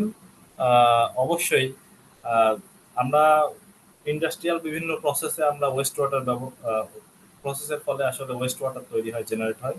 এটা যদি আমরা যে গাইডলাইন অনুযায়ী যে প্যারামিটার গুলো আছে, সেই প্যারামিটার অনুযায়ী আমরা প্যারামিটার গুলো মিট করিয়ে প্যারামিটার অনুযায়ী ট্রিটমেন্ট করে যদি আমরা পরিবেশে অবমুক্ত করি, তাহলে আসলে সেক্ষেত্রে কোনো ইম্প্যাক্ট পড়বে না পরিবেশের উপর। যদি কোনো স্থাপনা, কোনো ইন্ডাস্ট্রি যদি এই ক্রাইটেরিয়া গুলো ফলো না করে, ইটিপির ওয়েস্ট ওয়াটার যদি প্রপারলি ট্রিটমেন্ট না করে যদি দেয়, তাহলে যে ওয়াটারের উপর যে ইফেক্ট, সেটা কিন্তু পড়বে, পানি দূষিত হবে, এবং দূষিত হলে ফাইনালি এটা ওয়েদার এবং ক্লাইমেটেও এটা হিট করবে।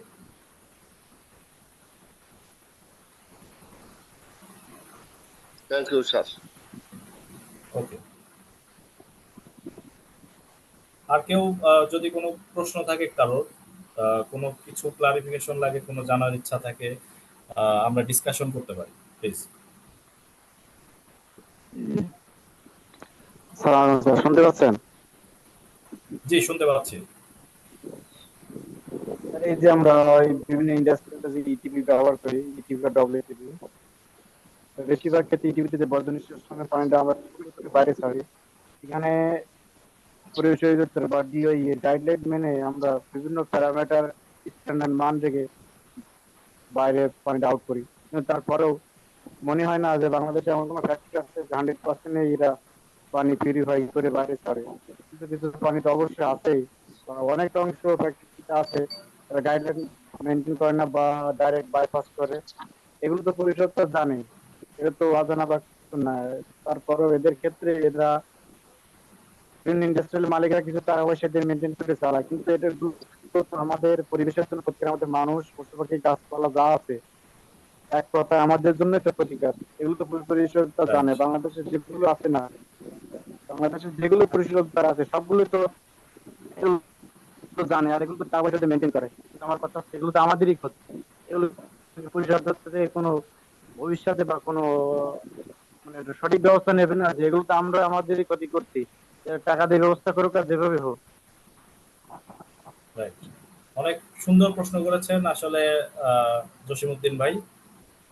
আমাদের এই ইটিপির যে বজ্র, এটা কিন্তু অনেক ইন্ডাস্ট্রি, আমার ব্যক্তিগত অভিজ্ঞতাও রয়েছে, যে অনেক ইন্ডাস্ট্রি দেখা যাচ্ছে বাইপাস করে বা সম্পূর্ণ ট্রিটমেন্ট করে না। আবার এরকম অভিজ্ঞতাও রয়েছে যে অনেক ইন্ডাস্ট্রি রয়েছে যেখানে কিন্তু পানি একেবারে শতভাগ পরিশোধন করে পরিবেশে ছাড়া হয়। যেমন আমি বর্তমান যেখানে কর্মরত আছি, সেখানে কিন্তু আমি দেখেছি, এবং মনিটরিং এর আমার সরাসরি মনিটরিং এ আছে, যে আমরা দেখেছি সেখানে শতভাগ ট্রিটমেন্ট করে কিন্তু পানি পরিবেশে ছাড়া হয়। তো যারা এই বিষয়গুলো আসলে ফলো করতেছে না, যারা পরিবেশের এই জিনিসটা তারা তোয়াক্কা করতেছে না, হয়তো সামান্য কিছু অর্থ তারা বেনিফিটেড হচ্ছে, একটা বা দুইটা বা পাঁচটা মালিক তারা হয়তো সামান্য বেনিফিটেড হচ্ছে, যে কেমিক্যাল ডোজিং এর ফলে বা বায়োলজিক্যাল ট্রিটমেন্ট করতে যে কষ্টটা হয় সেটা তারা বেঁচে যাচ্ছে। বাট তার পরবর্তী যে প্রজন্মটা আসবে, তার জন্য কিন্তু একটি বসবাসের অযোগ্য পৃথিবী কিন্তু সে রেখে যাবে। একটি আগেই বলেছি যে পানি, পানি বলা হয় মানুষের অপর নাম, পানির অপর নাম জীবন। তো এই ওয়েস্ট ওয়াটার যখন একটি ওয়াটার ল্যান্ডে যাবে, রিভারে যাবে, তখন এটার কিন্তু একটা বিশাল ইম্প্যাক্ট পড়ে যাবে সেই প্রাকৃতিক পরিবেশের উপর, সেখানকার কমিউনিটির উপরে, সেখানকার বৈচিত্র্যের উপরে, সেখানকার ইকোসিস্টেমের উপরে। টোটাল সিস্টেম কিন্তু কোলাপস করবে। সেখানে কোনো মাছ হবে না, সেখানে কোনো জলজ প্রাণী বেঁচে থাকতে পারবে না, অণুজীব বাঁচতে পারবে না। ইকোসিস্টেম কিন্তু টোটালি একটা কোলাপসের মধ্য দিয়ে যাবে যদি আমরা পানি পরিশোধন না করে ছাড়ি। শুধু তাই না, ওয়ার্ল্ডের অন্যান্য দেশ এখন যেটা করতেছে বা আমাদেরকে বলতেছে যে পানি যেটা আমরা ছেড়ে দিচ্ছি এনভায়রনমেন্টে, সেটা কেন ছাড়বো আমরা? পানিটার উৎস তো আমাদের গ্রাউন্ড। সো আমরা এই পানিটা কেন ব্যবহার করতেছি না? তো যদি আমাদের সেই ইয়াটা থাকে যে না আমি পানি পরিশোধন করতেছি সঠিকভাবে, তাহলে আমরা সেটাকে পুনরায় কিন্তু বিভিন্ন প্রসেসেও ব্যবহার করতে পারি।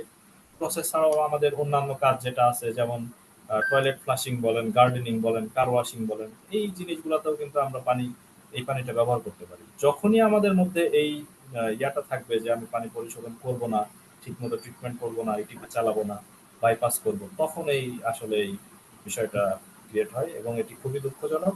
যারা করতেছে, যদি আমরা আজকে প্রোগ্রামের মাধ্যমে তাদেরকে আহ্বান করবো যে আসলে এই ক্ষুদ্র স্বার্থকে চিন্তা করে এই ধরনের কাজ করা থেকে অবশ্যই বিরত থাকবে। Thank you.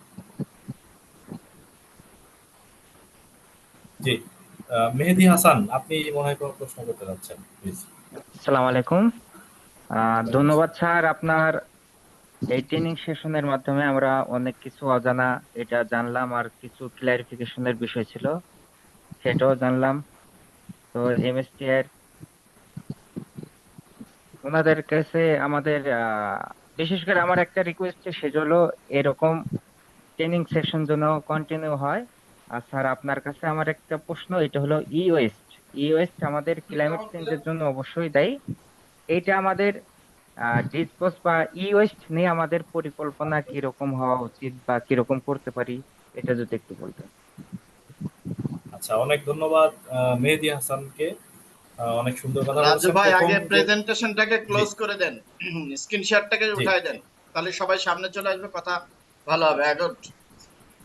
জি, ওকে। তো মেহেদী হাসানের প্রথম পার্টে যেটা বলছেন সেটা আমি মনিরুজ্জামান ভাইকে আমি ইয়াটা শুনেছি, করবো যে আমি অ্যান্সার দিচ্ছি। জি জি, মেহেদী হাসান ভাই তো ভাই প্রশ্নের সহ অ্যান্সার সবাইকেই দিবেনই। বলি, আমাদের অর্গানাইজেশন থেকে কন্টিনিউ দ্যাট মিনস প্রতি মাসে 4টা সপ্তাহ, বলা যায় যে 5টা 7টা 10টা ট্রেনিং আমাদের চলে, পেইড অর আনপেইড। ট্রেনিং গুলা সবই প্রফেশনাল, কখনো আইএসও 9001, 14001, 45001, কখনো লেবার ল, এনভায়রনমেন্টাল আদার্স ল রুলস, অথবা এনার্জি ম্যানেজমেন্ট, বিভিন্ন ধরনের ট্রেনিং আমাদের এখানে চলে। আমাদের ট্রেনিং এর জন্য আমাদের বিভিন্ন পেজ আছে, সেটা হোয়াটসঅ্যাপ গ্রুপ আছে, বিভিন্ন গ্রুপ, সেখানে আমরা আপডেট দিয়ে থাকি। সেখান থেকে আপনারা নিতে পারবেন যে আসলে কি কি ট্রেনিং আমরা করাই। আপনাদের এই টোটাল যারা এখানে জয়েন করছেন সকলকেই আমরা আমাদের ওই গ্রুপে অ্যাড করে নিব, এবং সেই গ্রুপে অ্যাড করে নিলে আপনারা এখান থেকে আপডেট ইনফরমেশন পাবেন। নাম্বার 1। ট্রেনিং এর আরো যে ইনফরমেশন যেটা দরকার, অর্থাৎ আপনার ট্রেনিং আমাদের যে রেকর্ডিং গুলা, আমরা দেখেন অলরেডি দেখছেন যে আমাদের ইউটিউব চ্যানেলটাতে আমরা দিয়ে দেই, যেখান থেকে লট অফ পিপল আমরা অনেক ইনফরমেশন বা অনেক কিছু তাদের কাছ থেকে পাই, যারা এটা কন্টিনিউ দেখে। এই জায়গাটাতে দেখবেন 2 ঘন্টা, 2.5 ঘন্টা, 1.5 ঘন্টা, 3 ঘন্টার উপর এক একটা ট্রেনিং এর সেশন থেকে পুরাটাই আমরা এখানে শেয়ার করি। এবং এই শেয়ারিং পার্টটা যত হচ্ছে আমাদের জন্য ভালো। যারা এই জায়গাতে অ্যাটেন্ড করেন, ইলেকট্রিসিটি থাকে না, নেটওয়ার্ক থাকে না, অনেক প্রবলেম থাকে, আমরা তাদের সাথে এটা শেয়ার করতে পারি। তৃতীয়ত হচ্ছে আমরা প্রেজেন্টেশনটাকে সবাইকে দিয়ে দেই, যাতে তিনি রিড করতে পারেন। তো সর্বোপরি মেহেদী ভাইয়ের কোয়েশ্চেনের কারণে সবাইকে জানিয়ে রাখলাম যে আমরা এই টাইপের প্রোগ্রাম করে থাকি অর্গানাইজেশনাল ওয়েতে। আপনারা আমাদের সাথে থাকলে ইনশাল্লাহ এই রাজু স্যার সহ অনেক স্যারদের ট্রেনিং ডে বাই ডে আমরা করাবো। Thank you. Okay, thank you ভাই। আর মেহেদী হাসানের যে পরবর্তী প্রশ্নটা ছিল যে ইউএস নিয়ে আসলে কি করা উচিত বা ইউএস এর প্রভাবটা আসলে কি হতে পারে। ইউএস আসলে ইলেকট্রনিক ওয়েস্ট যেটা, এটা নিয়ে আসলে সারা ওয়ার্ল্ডেই খুব বেশি কাজ হচ্ছে না। তো এই ওয়েস্টটা কিন্তু পরিবেশের জন্য একটি বিরূপ প্রতিক্রিয়া তৈরি করতে পারে এবং বর্তমানে ইলেকট্রনিক ডিভাইস এর পরিমাণ এত বেশি পরিমাণ বেড়ে গেছে যে এটার একটা সময়ে যে এগুলা সবই কিন্তু পরিবেশের বোঝায় পরিণত হবে। তো এই ক্ষেত্রে আসলে যারা হচ্ছে ইলেকট্রনিক্স প্রোডাক্ট ম্যানুফ্যাকচারার, যেমন আমি যে প্রতিষ্ঠানে কাজ করি ওয়ালটন, তারা কিন্তু সারা বিশ্বের পাশাপাশি তারা কিন্তু বিভিন্ন উদ্যোগ নিয়েছে। যেমন আমরা যেটা প্ল্যান করেছি যে যে আমাদের কোম্পানি ইলেকট্রনিক প্রোডাক্টগুলো খুব বেশি তৈরি করে বাংলাদেশের পার্সপেক্টিভে যদি চিন্তা করি, তো এটা ইউজারদেরও এগিয়ে আসতে হবে আমাদের উদ্যোগের জন্য। আমরা যেটা প্ল্যান করেছি যে আমাদের প্রত্যেক প্লাজা এবং ডিস্ট্রিবিউটর যেগুলো আছে সেখানে আমরা ইউএস্ট কর্নার একটু করে তৈরি করব।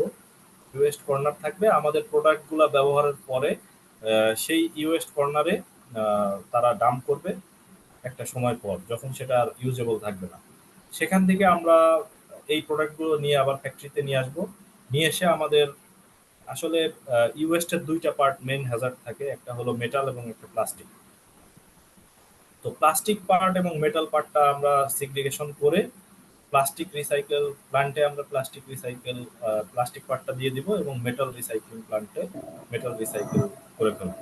এতে আমাদের ইউএস্ট গুলো 100% রিকভারি হয়ে যাবে। এবং এই ইউএস্টের জন্য আসলে এই প্রতিষ্ঠানের পাশাপাশি বড় প্রতিষ্ঠানগুলোর পাশাপাশি যারা ব্যবহার করতেছে তাদেরও একটি গুরুত্বপূর্ণ ভূমিকা থাকতে পারে। যেমন যদি ইউএস্ট গুলো আপনারা যেখানে সেখানে ডাম্পিং করেন, আপনাদেরকে একটি অ্যালার্মিং বিষয় আমি জানাতে চাই যে ইউএস্টের যে হেভি মেটাল পার্ট থাকে, ইউএস্টের মধ্যে মেইনলি কপার বা অন্যান্য অ্যালুমিনিয়াম বা এই ধরনের মেটাল যেগুলো থাকে, আমরা দেখি যে অনেক সময় বাজারে আমরা শাকসবজি কিনি, খুব তরতাজা শাকসবজি কিনি। এই বিশেষ করে ঢাকা শহরে এবং ঢাকা শহরের আশেপাশে গাজীপুরে যে শাকসবজিগুলো চাষ হয়, বেশিরভাগই দেখা যায় যে কোনো ময়লার ভাগাড় বা কোনো ডাম্পিং প্লেস, সেখানে কিন্তু এইগুলো চাষ করা হচ্ছে। তো এই এখানে যদি কোনো ফসল চাষ করা হয়, শাক বা অন্য কিছু, তাহলে এই যে হেভি মেটাল গুলো, এগুলো কিন্তু মাটিতেই কিন্তু ডিজলভ হয়ে যায় এবং শিকড়ের এই শাকসবজির শিকড়ের সাথে সে হেভি মেটাল গুলো এই শাক সবজিতে প্রবেশ করে।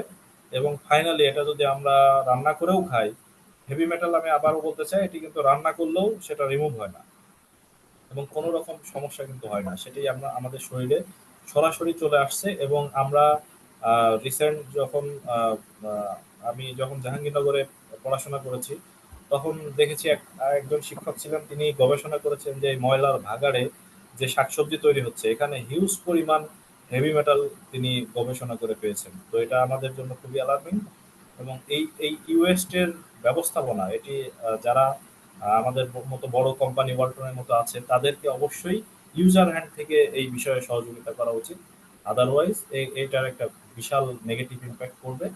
এবং যদি এই ইম্প্যাক্টটা আমরা পার্সন এবং কোম্পানি থেকে যে ইম্প্যাক্টটা করতেছে, এটা ফাইনালি ওয়েদারে এবং সর্বোপরি ক্লাইমেটের উপরে একটা বড় ইম্প্যাক্ট করতে পারে। Thank you. Thank you. আমি এই জায়গাটাতে দেখেন আমাদের চ্যাট বক্সে একটা নাম্বার, ইমেইল আইডি শেয়ার করছি, মিস্টার সাব্বির। উনি এমএসসিটির এই ট্রেনিং কোঅর্ডিনেটর। আপনাদের যদি কারোর কোনো ট্রেনিং এর রিকোয়ারমেন্ট থাকে, ট্রেনিং পিপিটি রিকোয়ারমেন্ট থাকে, যে কোনো ধরনের সার্ভিসের পার্টটাতে যদি ট্রেনিং রিলেটেড বা আদার্স থাকে, আপনারা একটু ওই নাম্বারটা সেভ করে রেখে কমিউনিকেট করেন। অনেক সময় ট্রেনিং এর সার্টিফিকেটের রিকোয়ারমেন্ট থাকে, যে ট্রেনিং করছি, লাইক গত 2021 সালে আর হার্ড কপি সার্টিফিকেটটা চাচ্ছে, আমি মিস করে ফেলছি। সার্টিফিকেটটা দেন, পরে তিনি একজন লোক পাঠাইছে, আমাদের এখান থেকে নিয়ে গিয়েছে। তো 2021 সাল 2024 সাল, বেশ 1-2 বছর 3 বছর হয়ে গেছে না। তো যে কোনো বিষয়ে এই নাম্বারটা একটু রেখে দিয়ে আপনারা এখানে কমিউনিকেট করলে ইনশাআল্লাহ আপনাদের সাপোর্ট দেব। যদি আর কারো কোনো কোশ্চেন না থাকে তাহলে আমরা মনে শেষ। আচ্ছা, মির্জা আবিদুর রহমান, আপনি কিছু হ্যান্ড রেজ দেখতে পাচ্ছি, আপনার প্রশ্নটি করব। আসসালামু আলাইকুম। ওয়ালাইকুম আসসালাম।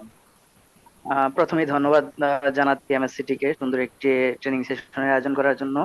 আর পাশাপাশি স্যারকে অনেক ধন্যবাদ জানাচ্ছি সুন্দর একটি সেশন নেওয়ার জন্য। তো আমার একটা কোশ্চেন ছিল, সেটা হচ্ছে যে আমাদের ক্লাইমেট প্রোটেকশনে এসডিজি, যেটা সাস্টেনেবল ডেভেলপমেন্ট গোল, এটা কতটুকু ভূমিকা পালন করতেছে?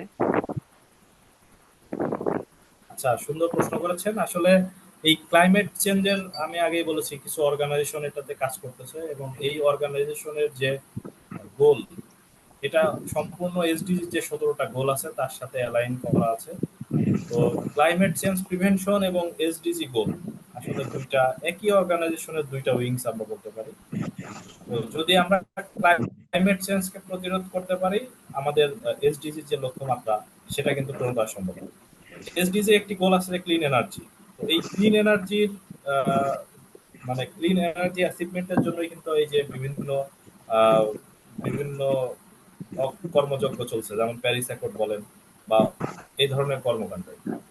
তো আসলে এই ক্লাইমেট চেঞ্জের যে সমস্ত কার্যকলাপ হচ্ছে সারা বিশ্বে ইউনাইটেড নেশনের পক্ষ থেকে, সেটা এই এসডিজির যে গোল সেটাকে কেন্দ্র করেই মূলত হচ্ছে।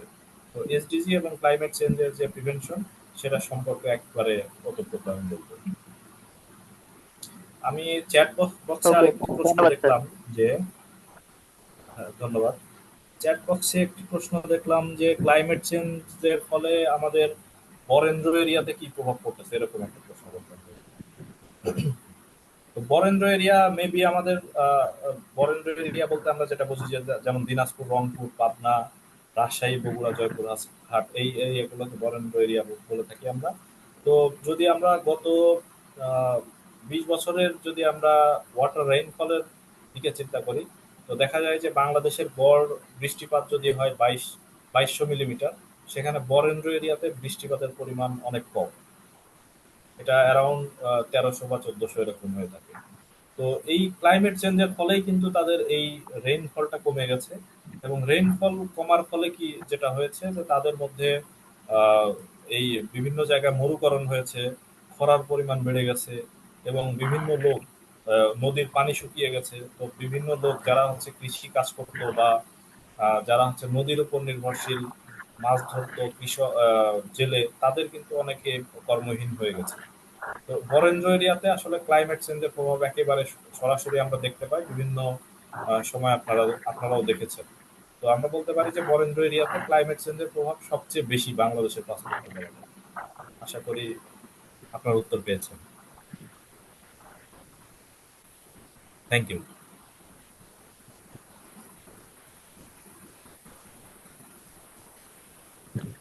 স্যার শুনতে স্যার পাচ্ছেন? আমার কোশ্চেন ছিল, আমি মোহাম্মদ বদিউজ্জামান বলছিলাম। জি প্লিজ। স্যার আপনার কাছে দুটা প্রশ্ন ছিল, আর মনিরুজ্জামান স্যারের কাছে একটা প্রশ্ন ছিল। যাই হোক, জি আমি বলেন একটা please। ইলেকট্রিক্যাল অ্যাসিস্ট্যান্ট ম্যানেজার হিসেবে আসি, যেহেতু মেনটেনেন্সে। তো আমার ট্রেনিং করা আগ্রহটা আমার খুব আগে থেকে। এর আগে আমি এমএসসি থেকে ইন্টারনাল অডিটরে ট্রেনিং করছি 4500 তো আসলে আমার কাছে খুব ভালো লাগে ট্রেনিংটা। তো প্রশ্ন আপনার কাছে যে দুটো আছে, সেটা হচ্ছে যে আমাদের ইলেকট্রিক্যাল ডিপার্টমেন্টে যারা ইউটিলিটি সেক্টরে আপনার জেনারেটর আছে, যখন তেলের জেনারেটর চলে তখন যে ধোঁয়াটা হয়, কালো ধোঁয়াটা হয়, এই কালো ধোঁয়া মানে পরিমাণটা কিন্তু বেশি হয়ে যায় বা কম হয়, এটার জন্য কিন্তু পরিবেশ দৃষ্টি কিন্তু নষ্ট হয়ে যায়। এখন সোলার যদি স্থাপন করি ছাদের উপরে, এই সোলার দিয়ে কিন্তু আপনার পুরো ফ্যাক্টরি কাভার করা সম্ভব না, আরবি দিয়ে কোনো সম্ভব না। কারণ আরবি লাইনটা যদি না থাকে তাহলে জেনারেটর চালাতে হয়। এই যে জেনারেটর যে ধোঁয়াটা হয়, এই ধোঁয়া থেকে পরিবেশ নষ্ট হয়, জেনারেটর বিকল্প কি হিসাবে আমরা ফ্যাক্টরি চালাতে পারি। হ্যাঁ, 2 নম্বর প্রশ্ন হলো, যখন ফ্লোরে সুইপিং লাইনে যখন আপনার ফেব্রিক বডি যখন সেলাই হয়, তখন কিন্তু ডাস্ট উড়ন্ত অবস্থা থাকে, অ্যাডজাস্ট ফ্যানের মাধ্যমে তখন ডাস্টটা উড়ে যায়, ওইখানে একটা পরিবেশ নষ্ট হয়, ওইটা কি করা যায়? এই হচ্ছে দুটো প্রশ্ন আচ্ছা, আপনার ধন্যবাদ। কাছে। ধন্যবাদ, আর আপনার প্রশ্ন মনিরুজ্জামান আমি স্যারের কাছে আমার একটা প্রশ্ন আছে, সেটা হলো স্যার, আমি ট্রেনিংটা অনেক আগে থেকে আমি করে আসছি বিভিন্ন সেক্টর থেকে।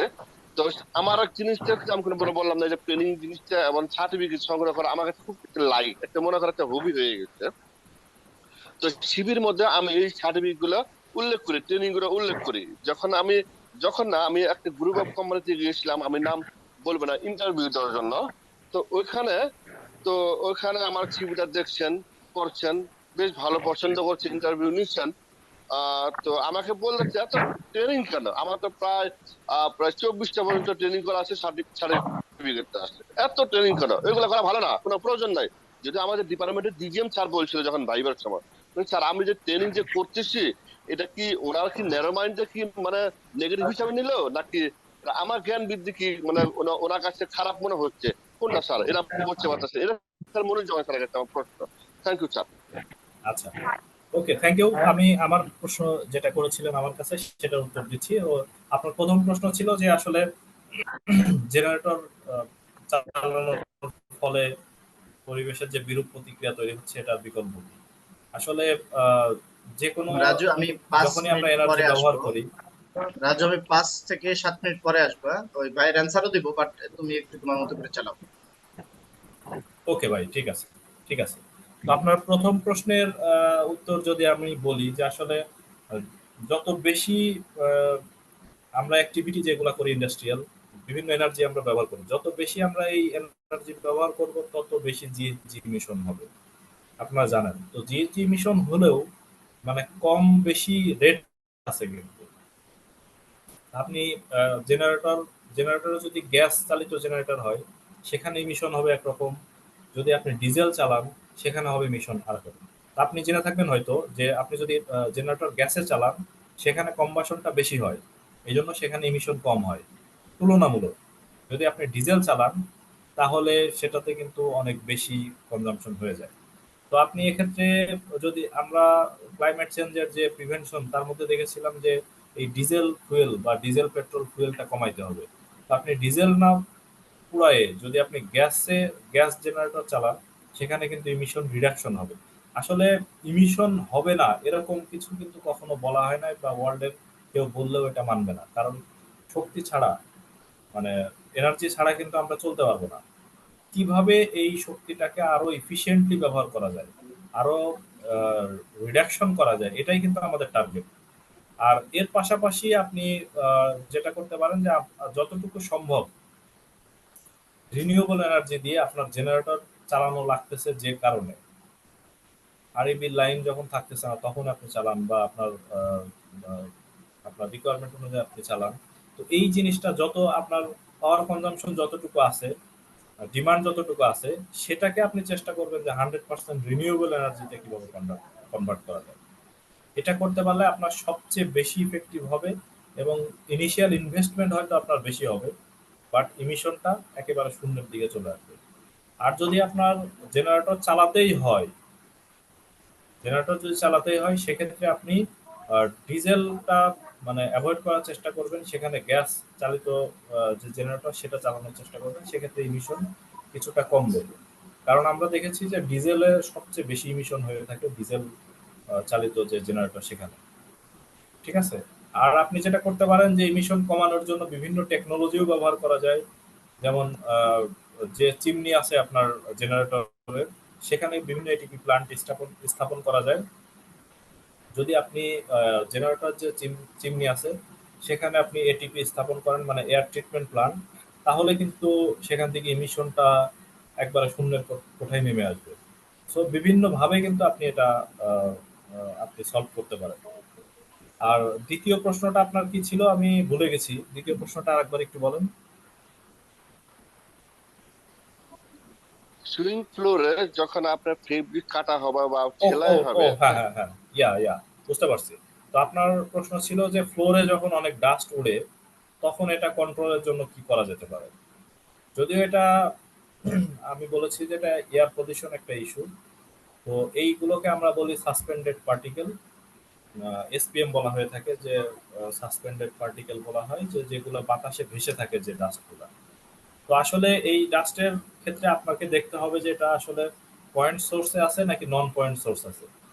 পয়েন্ট সোর্স বলতে যদি এটা একটা জায়গা থেকে নির্গমন হয় এই ডাস্টটা, তাহলে আপনি ওই পয়েন্ট সোর্সটাকে টার্গেট করে আপনাকে এই ডাস্টটা কন্ট্রোল করতে হবে। যদি আপনার এটা নন পয়েন্ট সোর্স হয়, মানে বিভিন্ন জায়গা থেকে, ধরেন একটা রুমে যদি একটা পাইপ দিয়ে আপনার এই ডাস্টটা জেনারেট হয়, তাহলে সেক্ষেত্রে এটাকে আপনি পয়েন্ট সোর্স ধরে ওই পাইপলাইন থেকে যাতে এই ডাস্টটা আর নির্গত না হয়, বা হলেও এটা প্রপার প্রপারলি যেটা ইউটিলাইজ করা যায় সেটা করবেন। এবং যদি আপনার নন পয়েন্ট সোর্স হয়, মানে পুরা পুরা রুম থেকে বলেন বা পুরা বিল্ডিং থেকে যদি ডাস্ট উৎপন্ন হয়, এই ধরনের এসপিএম সলিড পার্টিকেল যদি নির্গত হয়, তাহলে আপনাকে এক ধরনের ইয়া করতে হবে। তো এটার ক্ষেত্রে আমরা এখন সারা ওয়ার্ল্ডে বিভিন্ন টেকনোলজি ব্যবহার করতেছে, বাংলাদেশেও আছে। আপনারা দেখবেন যে এটা ডাস্ট কালেক্টিং সিস্টেম আছে, খুবই ইফেক্টিভ এবং খুবই আধুনিক ডাস্ট কালেক্টিং সিস্টেম কিছু ইন্ট্রোডিউস হয়েছে। এই ডাস্ট কালেক্টিং সিস্টেমে কিন্তু আপনি পয়েন্ট সোর্স থেকে এবং নন পয়েন্ট সোর্স থেকে ডাস্টগুলো কালেক্ট করে আপনি এটাকে একটা জায়গায় আপনি স্টোর করতে পারবেন। তো আপনার ফ্লোরে যে ডাস্টগুলো উঠতেছে, প্রথমে সেটার সোর্স আপনি নির্ধারণ করেন যে আসলে কোন সোর্স থেকে এটা ডাস্টটা প্রডিউস হচ্ছে। তো তারপরে সেখান থেকে আপনি ডাস্ট কালেক্টিং সিস্টেম যদি ইফেক্টিভ সেখানে ইনস্টল করেন, তাহলে এই পুরো ডাস্টটা কিন্তু সেখানে কালেক্ট হয়ে যাবে। কালেক্ট হওয়ার পরে আপনাকে যেটা চিন্তা করতে হবে যে কালেকশনের পরে এই ডাস্টটা কি আপনি টেস্ট করবেন। টেস্ট করে দেখবেন যে এটা হ্যাজার্ডাস কি নাকি হ্যাজার্ডাস না। যদি হ্যাজার্ডাস হয় সেটাকে অবশ্যই প্রপার গাইডলাইন অনুযায়ী আপনাকে ডিসপোজ করতে হবে। আর যদি হ্যাজার্ডাস না হয় তাহলে আপনি সেটাকে ল্যান্ডে ডাম্পিং করতে পারবেন। আদারওয়াইজ কিন্তু এই ধরনের কালেক্টিং থেকে যে ডাস্টগুলো প্রডিউস হচ্ছে সেটা কিন্তু সরাসরি ডাম্পিং করা যাবে না যদি সেটা হ্যাজার্ডাস ডাস্ট হয়। আশা করি আপনি বুঝতে পারছেন। Thank you thank you sir. আমার তৃতীয় প্রশ্নটা হচ্ছে মনিরুজ্জামান স্যারের কাছে। হ্যাঁ, আমি এটাতে যাচ্ছি, আপনার প্রশ্নের অ্যান্সারে যাচ্ছি। জি, একটা ট্রেনিং এর ফার্স্ট বেনিফিট কি? ফার্স্ট বেনিফিট হচ্ছে আপনি যখন কোনো ট্রেনিং করবেন, এই যে আজকের যে ট্রেনিং আমরা এসেছি, এই ট্রেনিং থেকেই যদি আমরা বলি, ফার্স্ট ওয়ান, আপনি এখানে একটা প্রফেশনাল গ্যাদারিং পাইছেন। এখানে আমাদের যতগুলো পার্টিসিপেন্ট ছিল সবাইকে যেহেতু আমরা একটা আমব্রেলার নিচে নিয়ে যাব, দ্যাট মিনস আমাদের হোয়াটসঅ্যাপ গ্রুপে নিয়ে যাব, এই যে একটা প্রফেশনাল গ্যাদারিং পেলেন, one another communication based on professionalism.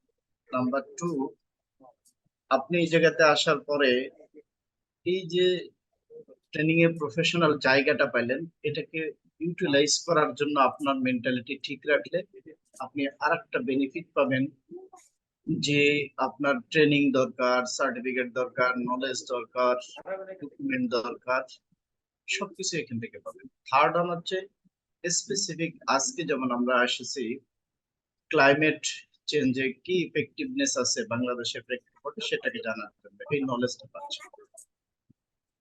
So একটা ট্রেনিং এর বেনিফিট অনেক। এখন আসি আপনার প্রশ্নের স্পেসিফিক অ্যান্সারে। আপনি যখন সিভি দিয়েছেন, সিভির ওইখানে আপনি তাদের রিকোয়ারমেন্ট গুলা জানেন, এই কারণেই আপনি সেখান থেকে কল পেয়েছেন। আপনি যদি না জানতেন আপনাকে কল করতো না।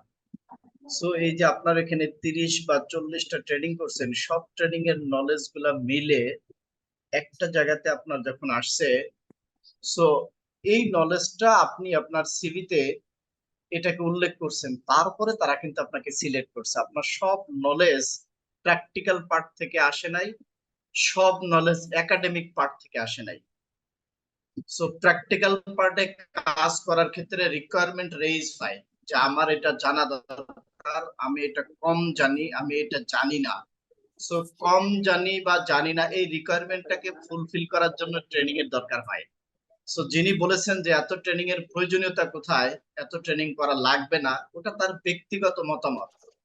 বাট ট্রেনিং এন্ড ডেভেলপমেন্ট এটা এমন একটা জিনিস, যখন কোনো ব্যক্তি দেখবেন যে ট্রেনিং করতে চায় না, ট্রেনিং এ মন বসে না বা ট্রেনিং এর প্রতি আগ্রহ নাই, ওই ব্যক্তির প্রমোশনের জায়গাটা, ওই ব্যক্তির নলেজ লেভেলের জায়গাটা, ওই ব্যক্তির প্রফেশনাল কমিউনিকেশনের জায়গাটা কম্পারেটিভলি যারা ট্রেনিং অ্যাটেন্ড করে বা যারা ট্রেনিং করতে চায় তাদের থেকে অনেক কম। একটা সার্টেন পিরিয়ডে যায় এনারা হারিয়ে যায়, কারণ ট্রেনিং করবেন না।